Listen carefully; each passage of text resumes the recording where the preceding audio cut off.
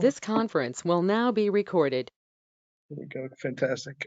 Ladies and gentlemen, it is now Tuesday, July 7th. It's about 5 after 8. Tonight is the Planning and Zoning Commission. We have a general meeting tonight, and we have also a public hearing this evening.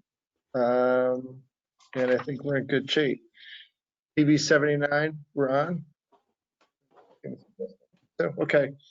We will get right into it. The general meeting, the first item we have is landfilling and regrading application number 480. David Nigant and Sarah Baldwin at 17 Maywood Road. Proposed to rebuild the rear yard of the property, create a living yard area, construct multiple retaining rooms, and related site improvements. We have a draft resolution in our hands. This is basically one of those people where someone wants to build either lacrosse field or soccer field for their kids. I read it. It seemed very straightforward. At the end of the day, the applicant has to put in an as-built survey, which we always ask for, and that's it. Does any of the four commissioners have any edits, questions, comments on this one? George Riley says no, Jim Rand says no, and Jennifer Leahy says no. Okay, great. I would entertain a motion to approve as submitted. I think that came from Jennifer Leahy, seconded by George Riley. All those in favor? 1, 2, 3, 4. Okay. Lightning fast. Okay. Next up for bid is coastal site plan review number 348, flood damage prevention application number 401. Mikael and Jessica Leahy, 40 Pasture Lane. Proposal to remove an existing dock on the property, construct and install a new dock in the same location consisting of a fixed pier, ramp, and platform, and to perform related site development activities within regulated areas. For the record, Kara Gately is just in the meeting. Kara Gately is now in the meeting. Okay, it is 8:06. Kara. This is another one of these. We have a dock that is old. It's going to get replaced. There's a new house under construction on it. The only issue that I ever remember was that we wanted page 505 to be revised to show the distance is moving further west. I would like to add, if you don't mind, on number 2, it maybe comes up twice. It says, and appear not to accept more waterward. Can I add to the west on that? Sure. And then the second 7, the new pier will be shifted more landward by about 7 feet to the east. Yep. Okay. That is proven out a couple times on item A. Said 505 with good revised dimensions to better identify the location of the proposed pier landward terminus. And I think there's another spot. It says so. Those are my only edits to it at all. Do any of the commissioners have any edits to this one? George Riley saying no, Jim Rand saying no, Jennifer Gately saying no, and Kara Gately. His microphone's on. Kara, you have any questions? I just have a few just edits or clarifications. Right ahead. I just think on, I guess it's page 2, item 2. In the first bullet number 2, and then later on in where is it, number 6, is John Hiltz the applicant or is he the applicant's representative? I just think it should be consistent. So in number 2, we're calling John Hiltz the applicant. On number 6, we're saying the applicant's representative, Mr. Hiltz. So I just think we need to just be consistent there. Okay, we'll put it in as both. Okay, well, I mean, it's just, reads confusing when one, on number 2, he's called the applicant, and on number 6 below, he's called the applicant's representative. Okay. I think that was all I had for this one. Yeah, that's it. You'll see on page 1, of course, that the name and address of applicant and applicant's representative shows John Hiltz. No, I don't care either way. I'm just saying, like, if when we're referring to, like, why are we referring to one way? Let's just be consistent in how we refer to people, Indicating that the page 1 indicates that he is both. Okay, we can leave it as he's applicant representative in one paragraph and then applicant the next. It's fine. Just reads Any weird. other changes, requests? An entertain motion a motion to approve as amended. Jim Rand, was that you? Yep, Jim Rand. It's me, yes, I make the motion to approve as amended. And then George Riley, second. All those in favor? 1, 2, 3. And Kara Gately is probably a yes. Kara, you Yep. said yes? Yeah. Yes. Thank you, Kara. Next item up for bid. Also site plan review number 347, land filling and reviewing application number 479, Jill and Paul Morelli, 11 Token Trail, proposal to construct a new addition to the existing residence, expanded driveway, construct new patio, retaining walls, and to perform related site development activities, including the installation of a new stormwater management and a septic. This is the application where Rob Frangione was going to put in a new septic system because there's a little bit of programming to be done here. And in this one, the applicant also put in I call it a place card holder for a potential pool that we're going to approve now, but they're not going to build it now. I don't really have any questions or comments. The only comment I had, I think more of it, me talking to you, Jeremy, is the reason I wanted the 10 days of home remedy of that is to spread it out, right? So, because they're not chopping it on sites, they're taking the stuff off sites. We don't want all the trucks in there. Right, it also gives them an upper limit, and after that 10 days, that's the extent of it. So they really need to think it out in Okay, terms of what they're doing. It is a very rocky yard, as Mr. Frangione testified during the public. okay. It's no real edit, that's just commentary. Any questions for anybody on this? Jim Rand, your phone line's open? No? George Riley, you're good? He's saying no. Jennifer Leahy? Jennifer's good. Kara Gately? I lost where Kara is. Microphone's off. Kara's microphone's off. Nope. You okay? Okay. Yeah. Then- I guess I just had a question. It's not, will there be all the assumptions that we have in here regarding impervious land and the removal, sort of the projected amount of rock and things that may be removed? Does that materially change in any way, or is that materially impacted if they do construct the pool? Because we're approving that as well now. So, the lot coverage amount is what, 10% or 20%? I think what Kara's asking, you're asking relative to the question of the hoe ramming and the blasting Pool. or the impervious surface. both. I'm asking both, since we're approving the pool now, and I just don't know if consideration of a pool and addition, does that add, in a material way, impervious land and, amount of time or amount of removal of rock and stuff. I mean, if it's immaterial, then, I have no questions. It's just sort of a question just I had as I was reading through the It is material because it's a 1 acre zone, right? Mhm. And there's 1.83 acres of land. So the lot coverage, I think, is 5.5%. Yeah. But Kara, usually for purposes of applications, consider pools to be impervious surface. In a case like this, where it's so low in the watershed, the commissioner said, don't worry about holding back the water, just treat the water quality. So in this case, the drainage, if you will, is not going to make a difference. Okay. And the amount of impervious coverage is very low for this lot. Okay. Good question. Can I just, Mr. Chairman, Yes, sir. are we in fact approving a pool? Because in the activity being applied for, I don't see reference to a pool. We are approving a pool. So maybe we'll include it on page 1 there. It says on A, Well, and now and therefore resolved, it says no, these plans include a proposed location of a pool which might not be constructed at the same time as other improvements. The commission is hereby approving a pool as part of this application. I think what George is talking about I is here. Should we be doing that? If they're not really applying for the pool at this point?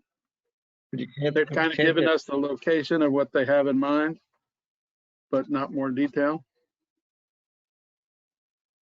That's a good question. Let's take a look, just looking through the application file here. I think he Yeah. has shown the concept of a pool, Yeah, I think that's as far as they went. right? So the commission can always say, we like the concept, but come back for the details. We could do that Then cross out that sentence. on page Page 3, uh, A, note. 3A. I suppose in the future, maybe they don't have to come to us, but you could deal with it administratively. But Right. at this point, we shouldn't be Yeah, so approving it. we'll delete the last sentence of A, and we will delete, let's just make sure, I might sort of come on. and number F4, Where? F4. And I think that should take care of it, George. I think that, Yeah, I'm Makes good it- with that. okay, with those changes. Yep. No, I thought that was a good pickup by Kara, and I hadn't focused on it, and I just think we should be careful about that. Thank you. Okay, Okay, motion to approve as amended. I think it was Kara. Said yes, there she did. And I bet you George Riley seconded it. Yep, he did. All those in favor? Rand, yep, okay, 5-0. 5-0. Motion passes as amended. Yep. Okay. That is that. Next thing we want to talk about is, we're going to get deliberations on the following items, but prior to that, at the end of the agenda, you'll see here continuation of public hearing with regards to 49 Sunswick Road. Jeremy, tell us about that real quick. Sure, 49 Sunswick Road went to the EPC last week. The EPC did not close the public hearing on that 2-lot subdivision. They continued their hearing into August. So the applicant, Jeff McDougall of Williams Seymour and Associates, sent me an email consenting to the continuation of the planning and zoning public hearing to Tuesday, September 8th at 8 p.m. So if anyone's here for that item, it's not going to be heard tonight. It will be heard Tuesday, September 8th, and that's 49 Sunswick. Okay, so commissioners know that. Anybody in the public domain, or if you're here for that, we are going to not talk about that tonight, Correct. okay? Let's get back to where we were. Proposed amendment of the Darien zoning regulations, COZR number 2, hyphen 2020, business site plan application number 308, special permit application number 312, Baywater 34 OKHS LLC, 34 Old Kings Highway South.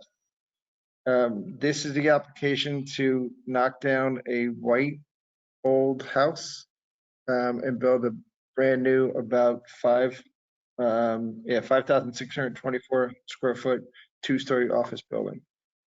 You want to just remind us? You want me to remind everybody? Right, this had a number of different facets.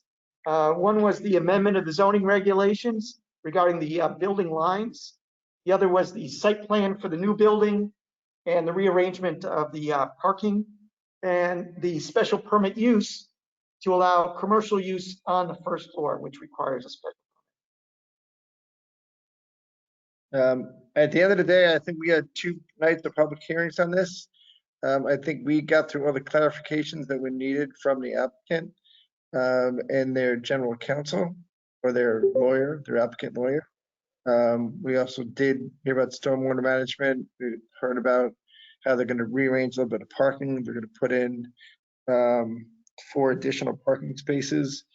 There's going to be that plaza on the front, which is going to connect to the plaza next to it on the corner of Corbin, and has the potential someday to connect with the plaza, the building next door, which is like 30 Old Kings Highway. Yes. It's got 36, 34. The other thing, they're going to have an entrance that goes from Old Kings Highway into the parking lot, which is by easement. It's a shared driveway. I think the town owns it. I think there's an easement, but the town doesn't own it. It's an easement. I would say we go around the horn. Is there anything that Jim Rand you wanted to add to this one? Any questions on this at all? No, I thought we covered everything to exhaustion in the last couple of meetings. I'm happy. Great. George Riley, any questions? I think that the proposed amendment is a creative way to solve a unique problem for this particular property, and that will not harm any other property that should be impacted by it. So I'm all for it. Okay, Kara Gately, anything to add? Pluses, minuses? No, I agree. I think, like George just said, it's a unique and sort of difficult property. And I think this will, substantially improve both the use of the property and that sort of area in terms of walkability, pedestrian friendliness, connecting other pieces of town, other pieces of that district together. I guess the only sort of open question in my mind, and it may have already been addressed, I just don't remember, was Mr. Rand's previous point to, are there properties that we may also be impacting that we're just not aware of? And I think we might have covered it, but I just wasn't sure if that issue was closed out or not. And I can speak for Jim, and then Jim can speak for himself. I think the question was he wants to do it via variance versus changing the zoning code. It's on the rear building line question. But the front building line is in the appendix, right? But according to Bob Masson, I looked at the minutes again, Kara, Jim asked that question of him, and his answer was like, pretty much this is the only way you can do it. No, it's not. No, Is that your I wasn't recollection? whether you do a variance or changing the zoning regs, because I agree with Attorney Maslin. Like, I don't think he would make the standard to, have a variance approved, but was more when we're changing a zoning reg, right? Are there other area properties that may or be able to avail themselves of a similar, that we're not thinking about and that we may have concerns about? And I just don't know. I think we kind of touched on it, but I think it might have been that there weren't any others, but I just don't know if we closed that issue out and thought about any unintended consequences when you cheat in the zoning reg change. Right. I think that's a good question, Kara. I think Bob Maslin talked about other lots that might not have the lot width question. We talked about lot width a little bit. Yeah. And so we'll cover that in the draft resolution. Okay, thanks. Perfect. Jennifer, anything to add? No, I think it's a creative way of handling this, and I think we've talked about all this, and I think there wasn't really anything else that this would cover, right? So I think we're good. Okay. So we will instruct staff to draft a proposal to approve this. Bye for next week. Fantastic. Next, the coastal site plan review number 165A, flood damage prevention application number 173A, Lawrence Stevens at 14 Raymond Street. This was the dock that was in the, I want to call it the upper 5 Mile River, that it was extended pretty far, and then I think they reduced it by 5 feet, and they angled it a little bit. You may recall it got approval from DEP and Army Corps. 5 Mile River Commission did not like it. They did not approve it. The neighbor opposed it, and then there were changes made, which the neighbor supported, the 5 Mile River Commission supported, and they were minor changes that were able to, at the final hearing, address some of the concerns. And I think Mizuki, we're not party to the stipulation. Well, I think you may recall that both Wilder Gleason on behalf of Dr. Pereira, the neighbor to the north, and Mr. Hiltz on behalf of Mr. Stevens, Mr. Hiltz agreed that he could live with the birthing restrictions imposed by DEP. He said that my client's willing to live with those. Those were part of his separate. Right, but then Wilder Gleason asked us to add in his laundry list of stipulations in our resolution. We basically said that. Right. There may be other side agreements that are not appropriate for the commission to get into, but I think the location of the dock, the size of the dock, and the birthing restriction, I think is where the commission is inclined to Right. agree. And then the 5 Mile River Commission also approved the change. That's correct. The recent changes. I'm gonna go with Jim Rand again, since he's my voter. Anything that I missed on this, Jim? Are you in agreement with it? You own a bunch of ships. Look, they've got the requisite approvals. The neighbors and other interested parties have removed their objections. I'm okay with it. Okay. Kara, I think is Kara's line open? Kara, any questions, Kara? Kara, Jennifer, sit next to each other.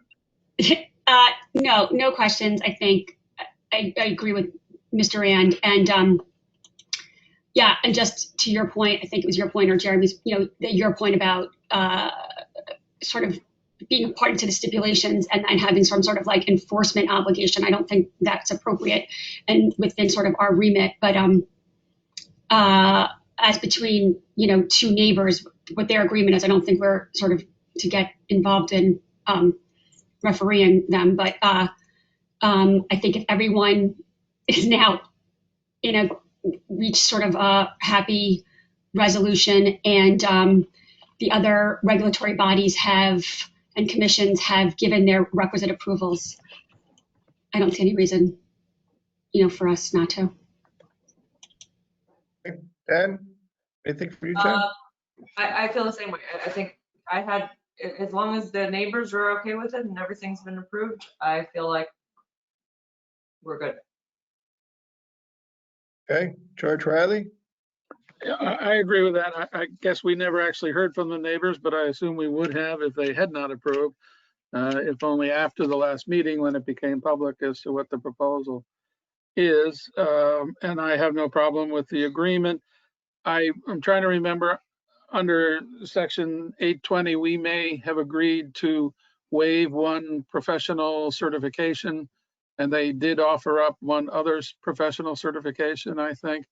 I'll leave it to Jeremy and Fred to dig into that and see what, if anything, we may have been able to require and are not now requiring under 820. Exactly. What as-built we need. Fred and I will take a look and go through the record on that issue. Yeah, it's good. Mr. Riley, Fred Donite, I would just add that the requisite certifications from a professional engineer regarding certifications, structural and flooding certifications had been provided as requested as part of the application. Oh, good. Both of them. I recall there might have been 2, and I know we were saying that the parties could not waive that for us, but so that's a good resolution. Good, thanks. Okay, so we'll instruct staff to draft a approval resolution. Yep. Okay, next. Business site plan application number 223. And what's that say? Amendment 2. Oh, sorry. Glen Liquors Inc. 1089 Boston Post Road. Proposed to establish a liquor store on the first floor and second floor space now occupied by the Barber Club. This is it's an as of right retail sales use on the first and second floor. They need site plan approval with regards to parking. The biggest issue here that's on the planning and zoning domain is parking. I think the applicant established that they have enough parking spaces for their use that they're going to have.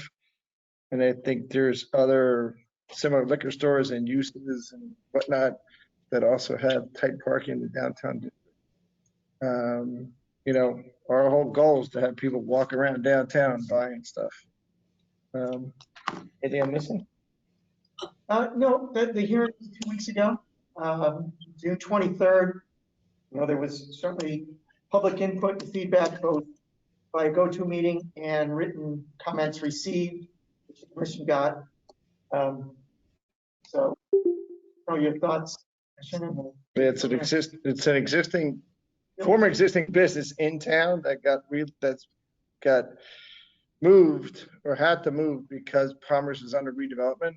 Most of those tenants in that complex, the old Norton Heights Shopping Center, have found new homes. This and the other one didn't was Embody. They never showed up in correct. So let's go around. Jim, let's go George Riley first on this one. Any questions, comments?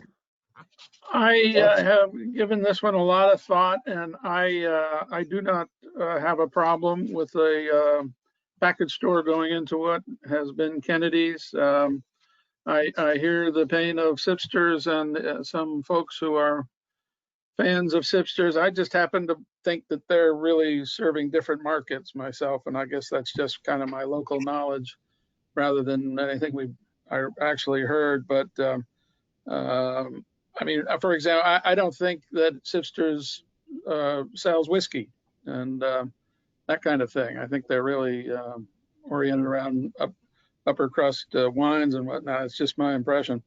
But I don't think the 100-footstep difference precludes Glen Liquors from having a chance to stay in business here in town. So I'm going to favor it.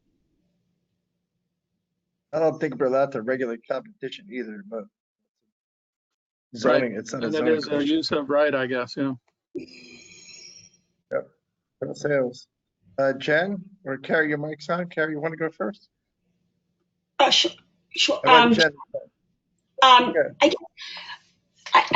My question is sort of not specific to, that business per se, even though, I would like other things than like liquor stores to be in our sort of central downtown, but, I'm not really, I like wine and liquor stores, but like, have to be somewhere. So, but I guess, we're requiring parking surveys and sort of parking studies to be done for other businesses that are going into sort of neighboring spaces in that district. And I'm wondering, the applicant and their attorney sort of spoke about, well, it's a new business. It's totally different, so it's not going to be like the old one. But then they're using their receipts from the old one, which they're saying is a totally different model, as their basis for the parking was going to be sufficient.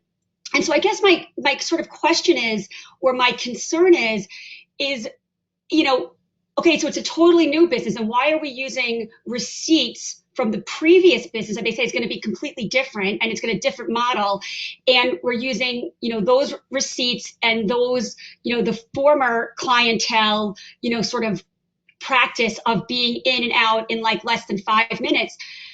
But part of their presentation had a seating area and contemplated wine tastings where people were sitting down and tasting wines, which to me contemplates more than 5 minutes at times with certain customers, perhaps. So I guess my question is kind of like, for what businesses and for which applicants are we going to require parking and studies, and for which ones aren't we? As an example, going back when we did the Ford Fish Market, the applicant, either the applicant or the tenant did their parking analysis.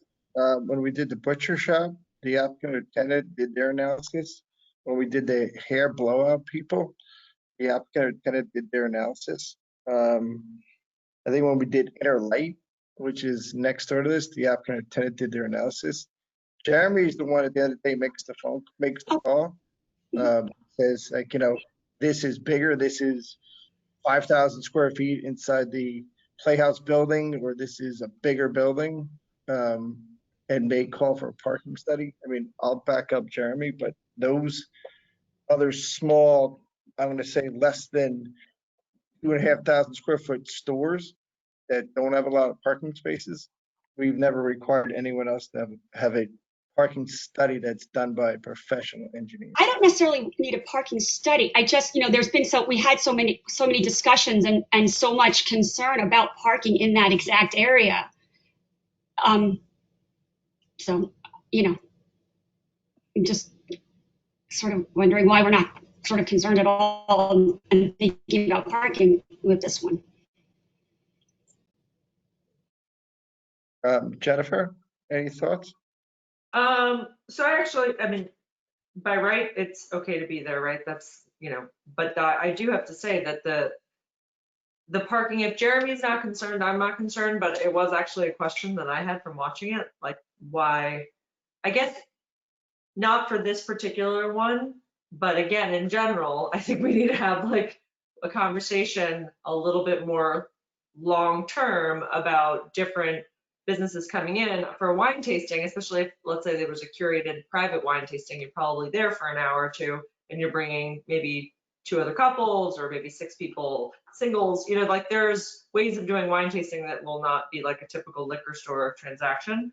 So I guess, I trust in Jeremy, since this is sort of the way we've done other applications where we haven't asked for parking studies. But again, when we don't think long-term, I think what we've run into most recently is that we have some problems, right? We have some parking problems. So it's just, I think something, again, I'm reiterating, I think this is fine, but is it real? Like when does that line get reached? And so we're okay with this. I think we just have to be really careful. I think we're gonna have some parking issues, and we already know that based on parking studies that were done in other places. It's not a big town. Yeah, and I think with the applicant, I think it answers both of your kind of concerns. The old Kennedy's barbershop had 7 stalls, 7 seats, 6 or 7, yeah. 6 or 7 chairs, and 6 or 7 Okay. people getting there. That's 14, and then 2 in the waiting room was 16. I've been to liquor stores all the time. If it's not BevMax, it's only 3 people in the Yeah. stores. Like Yeah. all the other liquor stores. Freight's, has maybe 2 parking spaces. Some of them have none. Yeah. I hear your pain though, and I don't think we're not dismissing that. That is something that's in the agenda. I have another meeting. Jeremy and I have met with Jamie Stevenson about it. Great. And the other thing we're working on now is the signage. So it's a grander scheme thing that we're thinking about. George Royer asked you. Jim Rand, you're the last but not least. I sort of wish this had never come up. I mean, the shared parking lot did not exist. I don't think that we would approve this. I don't think there's enough parking, and they're not party to the shared parking agreement. But on the other hand, if that's going to be a problem, it's going to be a problem between the liquor store and the partners or the participants in the shared parking agreement. There's been a liquor store in those premises, in Sipster's premises, for give or take 60 years. My college roommate's father owned and operated Town Liquors in those premises in the early 60s.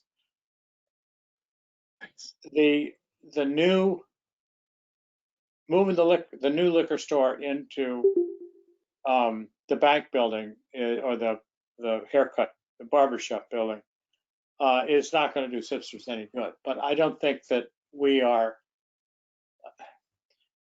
that's outside of our mandate. It's a use by right, and I think we have to approve it. Okay, Okay, we'll draft something for next week. And we'll take Okay. it from there. so we'll look at it. Thank you, everybody. Steve, I think at this point we should re-announce 49 Brunswick. Sure, I'll do whatever you want. All right, so we got through those things. Before we do the minutes, we're going to announce that 49 Sunswick, since anybody jumped on late, 49 Sunswick Road has been postponed. It's going to be continued to Tuesday, September 8th, 2020 at 8 p.m. via GoToMeeting. Again, if you're here for 49 Sunswick, I see a couple of people that were at the EPC meeting. That's not going to proceed tonight. That will proceed Tuesday, September 8th, 2020 at 8 p.m. via GoToMeeting. Okay.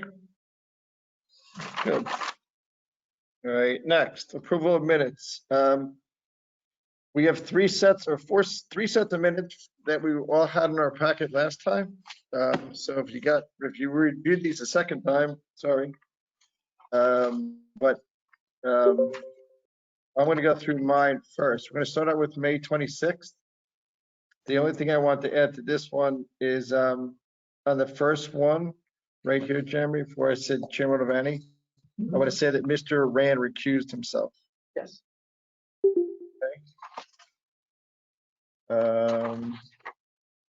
That is my only change. Does anybody else have Scribner's errors, edits, questions, comments to these? George Riley saying no. Jennifer Leahy saying no. Jim Rand, anything to this? Nope. He's good. Kara Gately, anything on this one? Nope. Okay. I would entertain a motion to approve as amended from Jennifer Leahy. Seconded. Thank you. Seconded by George Riley, I think. Yep. Okay. All those in favor? Yeah, got 1, 2, 3. We got everybody. Jim Rand, give me a thumbs up. No. No, you're allowed to. No, you're allowed to approve that. I'm allowed to approve it even though I recused myself? That's fine. That was only the one, you only recused yourself on one of the items on the minutes. You were there for everything else. Okay, yes. Great. Now we're up to June 2nd. It's another set of minutes. We did 20 Juniper Road. We did the resolution for 20 Juniper Road, which we can't touch anyway. And we did the resolution for Darien Place, which we can't touch anyway. And I've got nothing. I got nothing. I got nothing. Nope. Okay. Jennifer Lee, your mic is on. Anything, questions, comments on this one? No. Does anybody have any questions or comments on this set of minutes? No. Okay. Entertain a motion to approve as submitted. Rand, is that you? There you go. Seconded by Jennifer Lee, seconded. Okay. All those in favor? 5-0. Bingo. Thanks, Kara. The next one is from June 9th. It is the first item on here is subject, which got delayed. Then we talked about Tracy Sykes and Gene Sykes' house. What the heck do I have here? Oh, the next one is 17 Brush Island, which is the turf field, way down the bottom of that fancy road. We talked about 12 Nolan Lane. Then we did Oxford School. We're clean on this one. Kara, anything on that one? June 9th. No? Anybody have any questions, comments on June 9th minutes? George Riley saying no. Jim Rand saying no. Jennifer Leahy, is that saying yeah? Saying no? Okay. I think Kara Gately is gonna be okay. I think she's okay. Okay, she said yeah. Motion to approve June 9th as submitted from Jennifer Leahy, seconded by Jim Rand. Kara Gately seconded. All those in favor? George Bradley, yep, great, that's done. So the last set of minutes we have is the executive session on June 16th, which was solely on GoToMeeting. It's a one-pager. Any questions, comments? Jennifer Leahy was not on that one. There should be Ovani, Rand, Riley, and Gately. Rand, Riley, and Gately.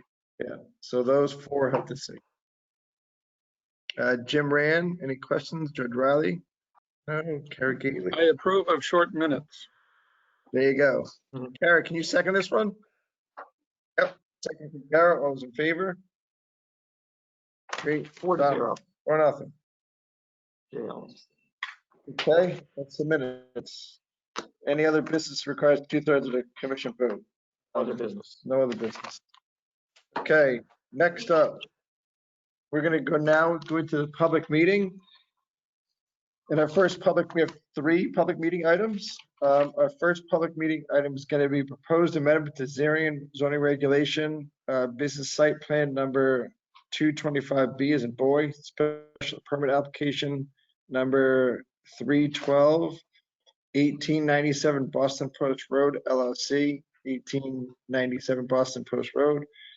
Proposal to amend section 786.13 of the Darien zoning regulations to increase the maximum floor area of a dwelling units in the NB zone from 1,000 square feet to 1,200 square feet, and to amend section 878D as in dog to allow for dwelling units to be located on the 3rd floor as an inclusionary zoning incentive under section 585 of the regulations. The full text of the proposed amendment is on file and available in the town clerk's office and in the planning and zoning office for inspection and online at www.darienct.gov/PZ pending applications. Proposal to expand the footprint and floor area of the 1st floor of the existing commercial building and to add new apartments on the 2nd floor and partial 3rd floor, reconfigure the parking, add landscaping, and to perform related site development activities. The 0.49 acre plus minus subject property is located on the north side of Boston Post Road at the northwest corner formed by its intersection with Dickinson Road and is shown on Assessor Map number 42 as lot number 6 in the neighborhood business NB zone. This is what you call International Tile Building. That's at the top of Ringsend Road, right? A corner of Boston Post Road and Dickinson. Right. Before we get started, I want to make it public that my appraisal firm, CBRE Inc., was retained to do an appraisal of this property through the Hartford, Connecticut office. I am not working on the assignment at all, but I know of the assignment because it is my firm. If anybody wants me to recuse myself, I will, but I think I can look at this application on a non-biased basis. Does anybody want to recuse myself? Is there anybody in the chat that wants me to recuse myself? Seeing none, okay. Is that okay by you? It's okay by me. Okay, great. I have no financial interest, or if it goes, it goes. If it doesn't, it doesn't. Thank you. Tonight, I think we have the developer is Mr. John Vaccaro and Joe Vaccaro. They're the principals of the firm that own it. Mr. Vaccaro is built a couple of buildings in town, notably 2 buildings directly across the street from this one. His attorney is Bob Maslin. Jeremy, what do we got? Well, as Mr. Ovani mentioned in the reading of the legal notice, there's a number of different aspects to this application. There are minor amendments to the zoning regulations. There's a business site plan for additions and alterations to the existing building and a special permit application. So they have to meet the standards for each of these separately. So Mr. Maslin, I believe in his presentation, is going to cover each of the different topics and each of the different standards. So I'll let Mr. Maslin explain the application. And the only thing, I bet you Mr. Maslin can say it later, this was approved by the Architecture Review Board on May 27th. Right, and thank you, Steve. One thing I wanted to mention for the record is because it's a zoning regulation amendment, we had to refer it to WestCOG, the Western Connecticut Council of Government. They did send in an email noting that they have no comments. I believe that's in your commission members' packets, but I'll read it aloud here. But fingers on it. Was an email from WestCOG.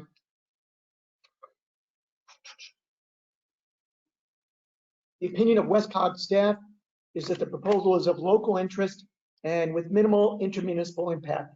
Therefore, it is not being forwarded to adjacent municipalities, and the regional staff is making no comments. That is an email dated June 10th, 2020. We also referred the application to the city of Norwalk because they're changing the NB zone regulations. There's two NB zone areas of town, neighborhood business. One is here in Norotan, and the other is on the Norwalk line in the White Bridge area. Isn't Freedom Forest NB zone? Service business. Okay. I think that's the overview. Mr. Mazin, I think you're up if that's the way it's supposed to go, or Mr. Vaccaro. I'll do one. it. I'm up. Can you hear me? Sure can. Loud and clear. Oh, good. All right. My name is Robert Maslin. I'm the attorney for the applicant here. 1897 Post Road LLC. As you mentioned, John Vaccaro and Joe Vaccaro are here. They're principals of the LLC. The architects, Jim and James Scatino, are here someplace, I think. They're James and Jim on the name things under their little square that they have. Rob Pryor from Landtech is here. And Sarah Ungermack McCool is also here. Sarah's the landscape architect, and she's done a couple of projects with the Vaccaros over the past few years. As somebody mentioned, 1950 and 1958 are not directly across the street. There's a church directly across the street. They're a little bit to the west, next door to the other church, St. John's, at 1950 and 1958 Post Road. What I thought I would do is run through our application elements. I have a list of them here that are going to pop up as I go through this slide, but then I'll break it down into the text amendment first. I'll deal with that briefly, and then the site plan and special permit aspects would be next. So what we're asking for basically are business site plan review to allow construction of a first floor addition and a new second and partial third floor onto the existing single-story commercial building. Special permit to allow commercial sales and service uses in the new first floor addition and the 5 dwelling units on the upper floors. The NB zone is unique in that just about any use that's allowed is allowed by special permit. Amendment to section 786.13, which would increase the maximum floor area of a dwelling unit to 1,200 feet. I'll get a little more substance on that in a moment. And the second is an amendment to section 787D of the regulations to allow third floor dwelling units as incentive units under the inclusionary zoning regulations. There's a little glitch in the way the regulation is written, and we tried to cover that with this application. Just quickly, an overview. This is the neighborhood. The site is right here with the little number 6 in it, with the blue box along the boundaries. 1950 and 1958 are down here in the lower part of the picture across the street, and St. John's Church, as I mentioned, is here. Rings End Road comes up from the south to a T intersection, and directly across from Rings End Road is the site.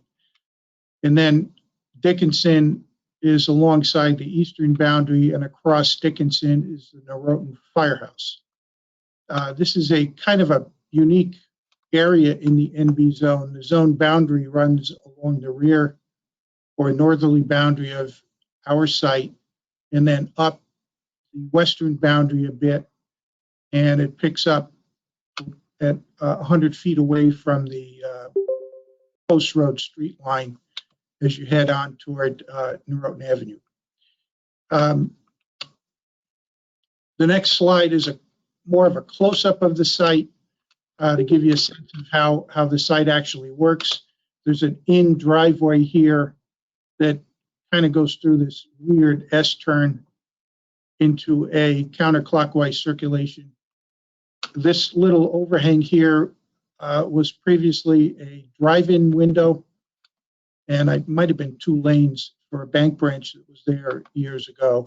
And then out the driveway here onto the Post Road. The building is going to remain. This little overhang is going to go, and the addition is over on the front. It projects a little bit forward of the existing building, and it attaches to the side facing Dickinson.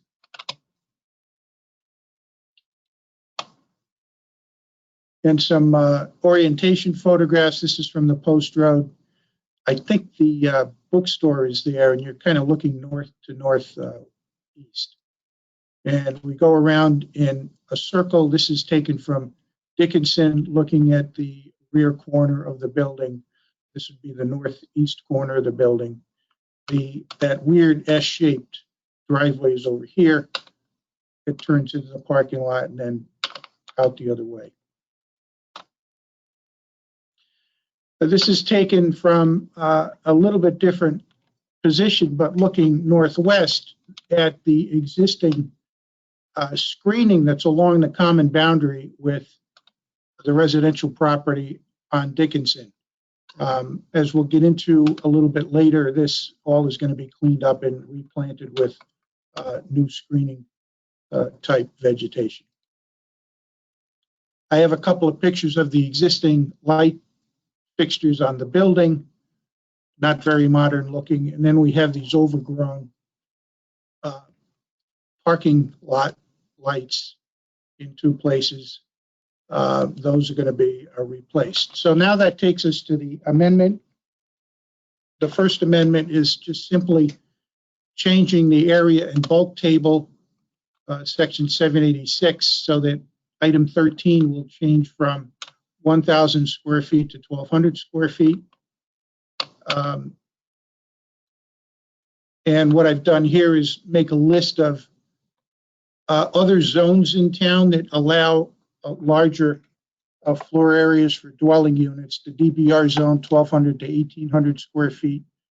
DMR, which is where Avalon is, 1,500 to 2,000. The 3.7 acre, a little misspelling there, Hollow Tree Ridge, which is actually where the storage place is right now. That, had it been built for affordable housing, would be 1,875. Leroy West is at 1,600, and the Norotan Heights Business Zone, newly renamed, is 1,200 to 1,500 square feet. So increasing this to 1,200 square feet, we think is fairly consistent with other zones. The other point I want to make here is that this zone allows 1 and 2 bedroom units, and at 1,000 square feet, it's a 2 bedroom unit gets to be pretty tight based on today's apartment design customary standards. The next text amendment that we're asking for is subsection D of 787. 787 is in the NB zone. I put it in here so it would be limited to this zone. What we have here is an odd situation that I don't think anybody thought of when the inclusionary zoning regulation was created. In the NB zone, the existing regulation, which is just the sentence before the bold underlined proposed sentence, says the total number of dwelling units shall not exceed 6 units on any site. Well, the inclusionary zoning regulation talks in terms of density, and you're entitled to incentives, for example, reduced setbacks and reduced parking and things of that nature, only if you provide incentive units. Well, the incentive units are the units that are over and above the 12% that you're required to set aside. And if you left it at 6, you'd never get any incentive units or any affordable units under the inclusionary zoning regulation in the NB zone, because the parcels are typically small. There are a couple of bigger parcels, but the experience at 1950 and 1958 in those two sites were nowhere near 6. And I don't know of any other site where there would be a total of 6 units, and you'd have to get more than 6 before you're entitled to any of the incentives. So the incentives simply don't work in the NB zone. This is a way of creating an incentive opportunity. And what it says is that dwelling units located on the 3rd floor would be deemed the incentive units for purposes of 585. Section 585 is the section that provides for the incentives, the reduced setbacks, the increased density, et cetera.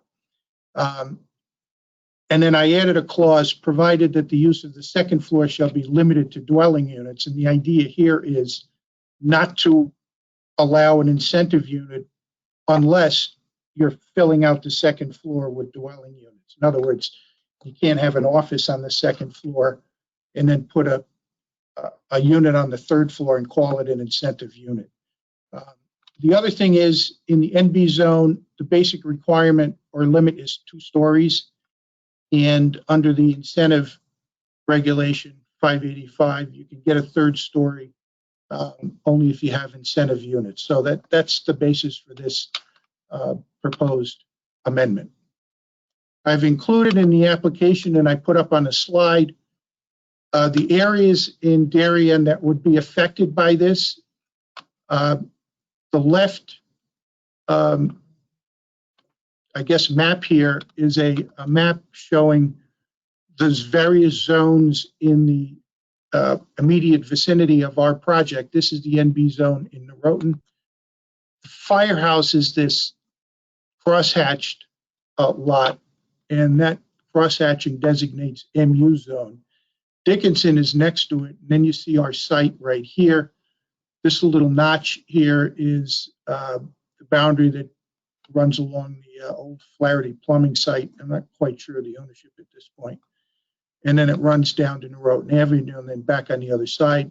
When we did 1950 and 1958, one of the things that we asked the commission to do was to change the zone boundary over here between including 1950 and 1958. So it ran along property boundaries, and that's why this looks like it's a zig, like a kind of a zig and zag type of line. And this is 5.5 acres total area involved.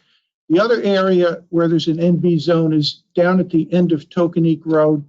The Norwalk line is right here. To the right or east of it is Rowayton. And this gray area consists of 2.5 acres, and that is the NB zone there. The road runs down the middle, and then the zone actually narrows as you get closer to the town line. So that's the proposed amendment part of our application. And Steve, do you want to like stop for questions now, or you want me to just keep going into the next portion of the presentation? No, I like to stop for questions. Thank you. Yeah, it's easier to let's discuss that one at a time. Okay. So let's take it one at a time. The 1,000 square foot to 1,200 square feet. We did that in a couple other zones over my tenure. I'm in the real estate business. In a 2-bedroom, 1,000 square foot apartment is tiny. We think that came up years and years ago. But but I would like Jennifer Leahy, if I can't see you, if you want to chime in first on this, since you're the resident realtor on the commission. Any initial thoughts, Jen? Hold on one second. Let me go second. I'm just trying to, I keep going in and out. Hold on. Yeah, I see JL, but I don't see your smiling face. George Riley, I see you. You okay with that piece? I get what you're talking about. I guess I'm showing my ignorance or naivete or both. So these are incentives under Section 585, but we're being asked to change the zoning regs to provide those incentives. But it seems to me the incentives are for the developers. Why are what's our incentive to provide those incentives? Well, we're getting an affordable unit out of this. You get an affordable unit. Yeah. There's Could going to we be get that in any event? These incentives work in both directions, George. The zoning regs set up an opportunity, and developers, if they wish to build more affordable units, can do so, and they get the incentives as a trade-off. Would there not be an affordable unit without the incentive? Well, the problem with this site, and it's another thing that is kind of worth noting, is the basic requirement is 12%. So if you had 4 units, you'd have 12% would be 12% of 4. So that translates into a fee in lieu. But when you get to the incentive, 25% of the incentive units have to be set aside as affordable. So you end up with 12% of 4 plus another 25% of a unit. So you get more of a contribution toward the Affordable Housing Fund than you would otherwise. And in addition, in this particular case, we're going to set aside an affordable unit, which is actually in lieu, instead of asking for a fee in lieu. Does that, you follow that? I do follow that, and it looks like there'd be less than 1 unit if you apply the formula that you've shown in your presentation at 8.4, right? So that's not very practical. Well, people started to wonder back when this started, when other projects went through where there were partial units, and I think maybe in 1 or 2 of them, there were whole units that fees were paid in lieu. And people started wondering what's going to happen with this money. I think that question was answered. I don't know exactly how it was used, but I think one of the more major town housing projects where that money was used, and it's intended, or I think it's supposed to be for capital, not for operating expenses. And I believe, Jeremy, maybe you can answer this question. Was Old Town Hall Homes one of the recipients, or do you know? It was. Yes, David Davies paid a fee in lieu for one of his projects in the order of about $360,000. That money was used for Old Town Hall Homes. But I think the question here, Bob, from George, is are the 2 zoning regulation amendments related to the inclusionary zoning requirements? And the first one, to increase the maximum floor area, is not. That's just a standalone thing, regardless of whether there's affordable units here, correct? Right. I don't think the incentives include an increase in the floor area of units. No, I mean, I asked it the other way. My first question was, does anybody have an issue with going 1,000 square feet to 1,200 square feet? George jumped it and went to the other piece, which is fine. You can do whatever you want. As I am wont to do, because I'm not entirely sure what I'm talking about. But I don't necessarily agree with that, but that's okay. No comment, George. thank you, Bob. But no, it's been helpful. And Jeremy was spot on. I appreciated his articulation of that. If you remember, if they do 4 apartments, we don't get any affordables. You do 5 apartments, we get 1 affordable. At Mr. Vaccaro did 1850. 1950 and 1958, each building had 4 Right. market rate units. Right, so in those 2, There were no affordable. we got no affordables. At the Playhouse, there's 4 apartments there, we got no affordables. This one, they're proposing 5 apartments, so we're gonna get 1 affordable. And the size is gonna go up to, no, the request goes to 1,200 square feet. Dan, you ready? Yep. Sorry, I don't know. I'm with you. So Thank you. can you hear me? You can hear me. I So can. the increase of size is what we're discussing first, correct? Yes, please. So is there anything, Jeremy, that we have approved where this is gonna, that we didn't allow this, that I'm forgetting, or someone else wanted this increase? Good question.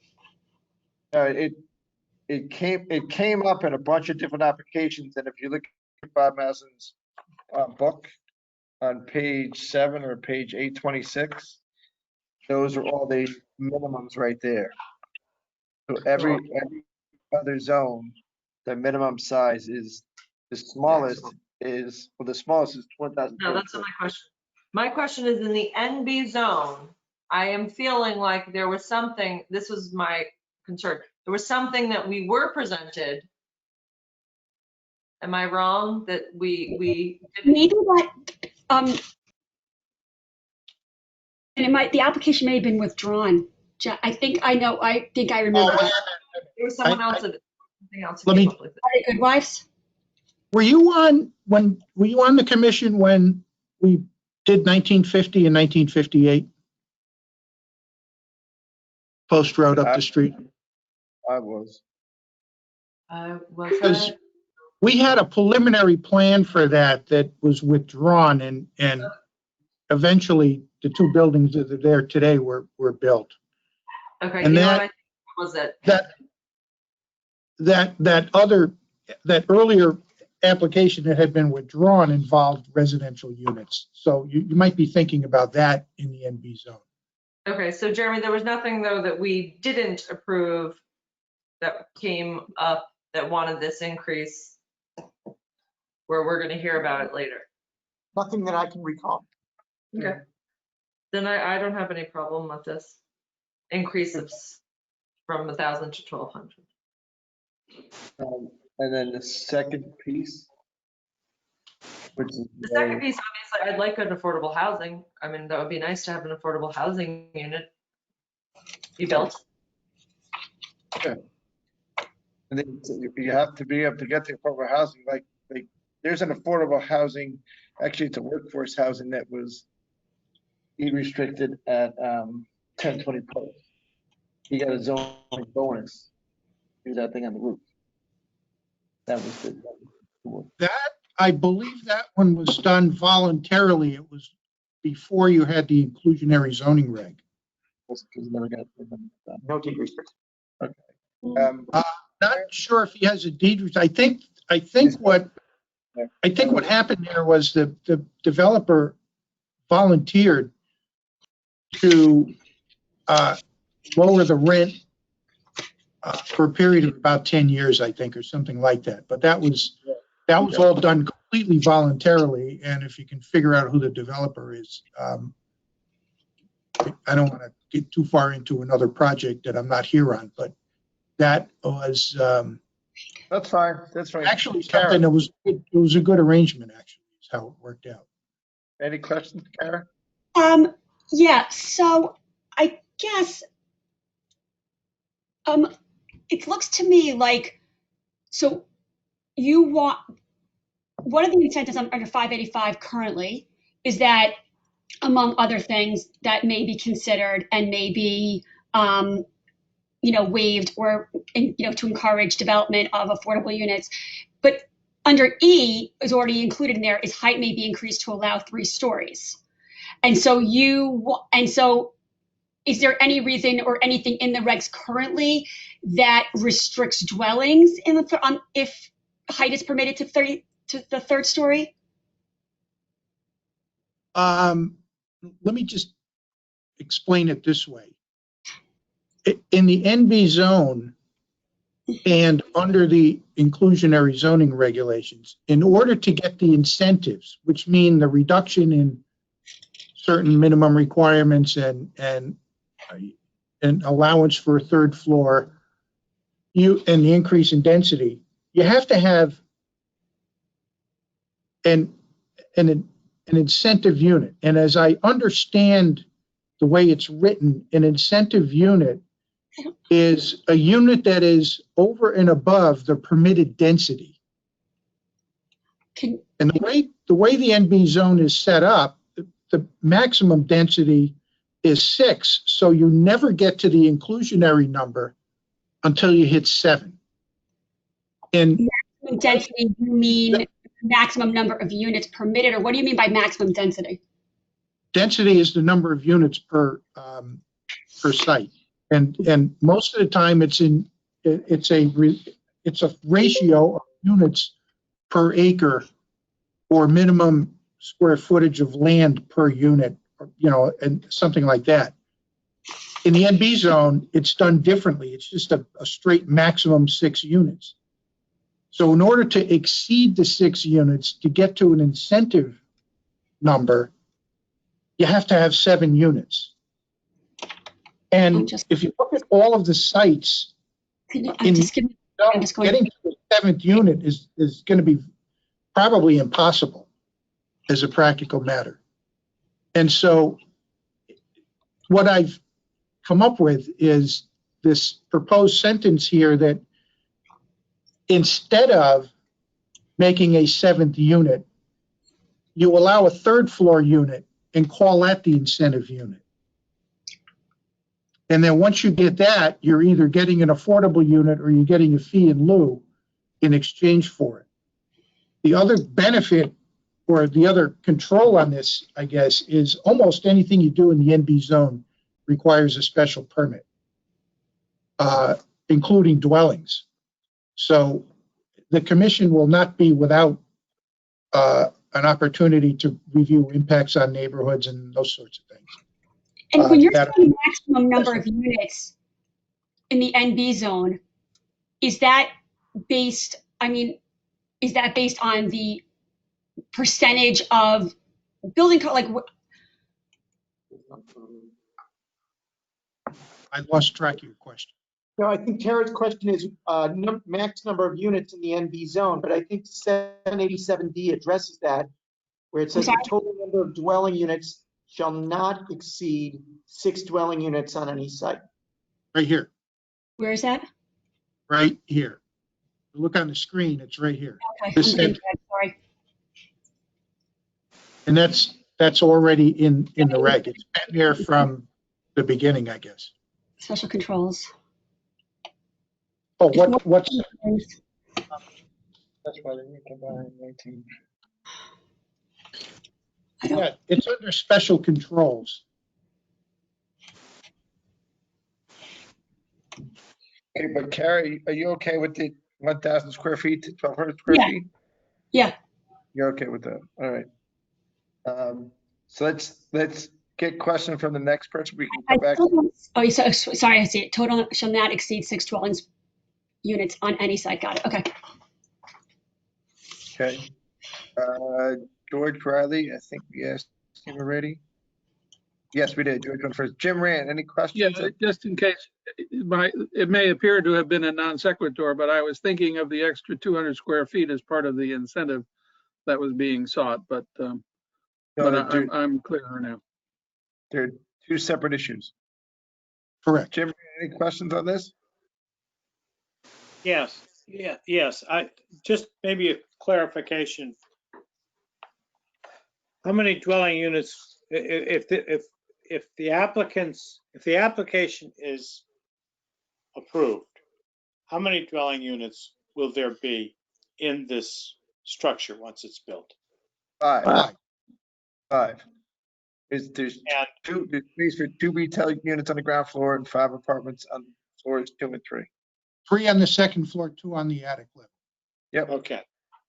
And with regard to the incentive unit or units, Will there be an affordable unit or a fee in lieu? That's our choice. We can make that decision as a commission, but they have the option of doing on-site, off-site, or a fee in lieu. As it stands right now, the way it is designed is to keep it on-site. We're gonna get 4 market rates and 1 affordable, which is a 20% affordable. When the our regular 12%. I don't have any trouble with the increase in the square footage, nor, assuming I understand it correctly, nor do I have any problems with changes to the rules as the applicants requested. Which is 787. Okay, perfect. Kara, I'm going to go back to you just because I think I'm going to cut you off mid-sentence and I apologize. Is there anything you want to add? No, this is a lot for me to sort of wrap my head around. But no, thank you. Okay. All right, Bob. Okay, I would move on to the next piece. Okay, I would just note though, if you look at the application, all of the backup from the town plan of development is in there. So I didn't want to take everybody's time rehashing all that stuff, but all the copies of. That's fine. That's fine. Okay, now we're going to get more into the actual site here. This is the existing condition survey. This is obviously a map and not an aerial, but the existing circulation is counterclockwise. You come in through this kind of windy driveway, circulate around, and come out. It's pretty much that simple. The proposed is next slide up, and what we've done is moved this driveway down a bit so it's a straight turn directly in, which eliminates some impervious surface over here where the driveway was. And these parking spaces are all going to be compliant with the current dimensional requirements. Along here, the angle parking, a couple of parallel parking spaces along the side here. There's some additional parallel parking along the building here, more angle parking. The handicap van space is up here. We shifted it so it's entirely away from the front of the building, which is a zoning requirement. The new footprint for the addition is over this crisscrossed area, just in terms of the footprint. And that is the site plan.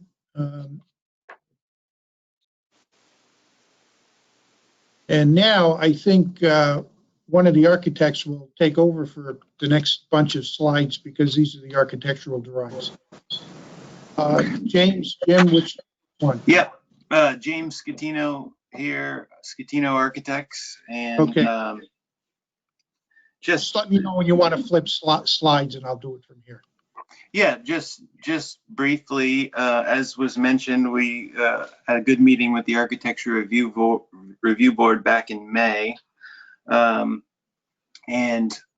you know, one of the things we tried to do with this project is keep it 2.5 stories. So we set back the roof lines and added dormers so to reduce the massiveness of the building. We're also sensitive, it's a corner lot with Dickinson, and we wanted to soften that corner with the addition, so we came up with that octagon shape. And wanted the addition to be a lower roof line, keep the main box of the building, the main element. You could go to the next slide, Bob.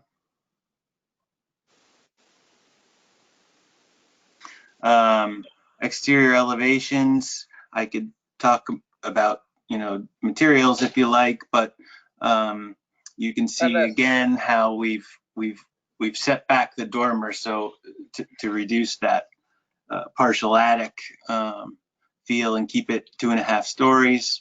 The new storefronts that we're adding, covered entrances, and you're looking at the front elevation along the post road, and then the left elevation, which would be the west elevation. Next slide, Bob. Then on top is the rear of the building, and then the east elevation. You can see the post road is kind of to the left there. That's the turret on the left, and then that covered entranceway is the entrance to the residential apartments. Next slide, Bob. These are the floor plans. The existing building is approximately 50 by 60 feet, and it's a slab on grade. For the new addition, we're going to have a partial basement there for mechanicals and some storage. Next slide.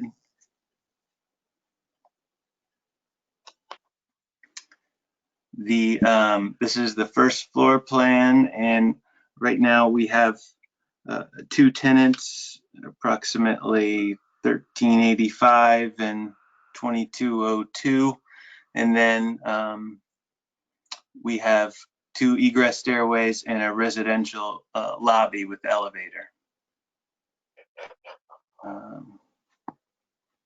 Next slide, Bob.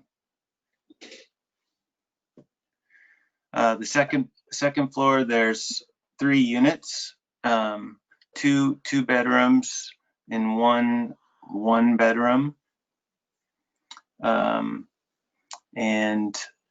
the two bedrooms are kind of at the front and back on the left side of the page, and the 1 bedroom is in over by the turret towards the front east side. Next slide. And then the attic, we have 2 1-bedroom apartments. Next slide. And the roof, similar to what we did at 1950 and 1958, we've kind of had hidden the mechanical equipment, AC units and whatnot, behind the roof line, so it's not visible. It's all up on top of the roof. There's nothing on site, and you can't see it from the ground. Next slide. These are some perspective views just to show the overall design and massing. I guess you could just kind of slowly flip through these, Bob. And that's the residential entry. There's parking along the rear of the building, the new curb cut, the shifted curb cut.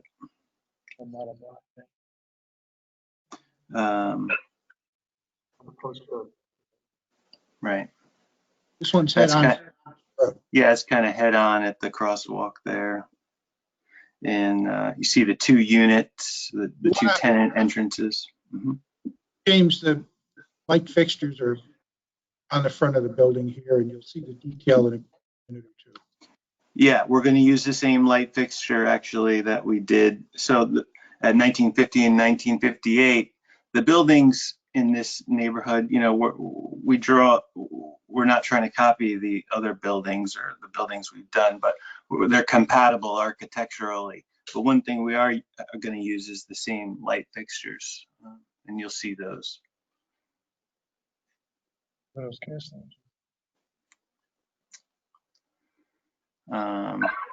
That's from the rear corner there. The one's an egress there and one's a rear tenant entry. And then the landscape plan is next. Yeah. Perfect. Sarah, you're up. Hold on one second. Oh, Hold on one second, Bob. want to take questions on the architecture? Yes, please. Does any commissioner have any questions on the architecture? Remember, 2 things. One is architecture review board already looked at it. I think the turret's a bit like Bassmare's building across the street from Jaguar dealership. But if anybody has any questions, want to raise their hand, I will acknowledge you. Seeing none. Okay. I think we're moving forward. Go ahead, Bob. Next expert. Okay, Sarah, you're up. Yes, I am Sarah Ungermack McCool of Ungermack McCool Landscape Associates.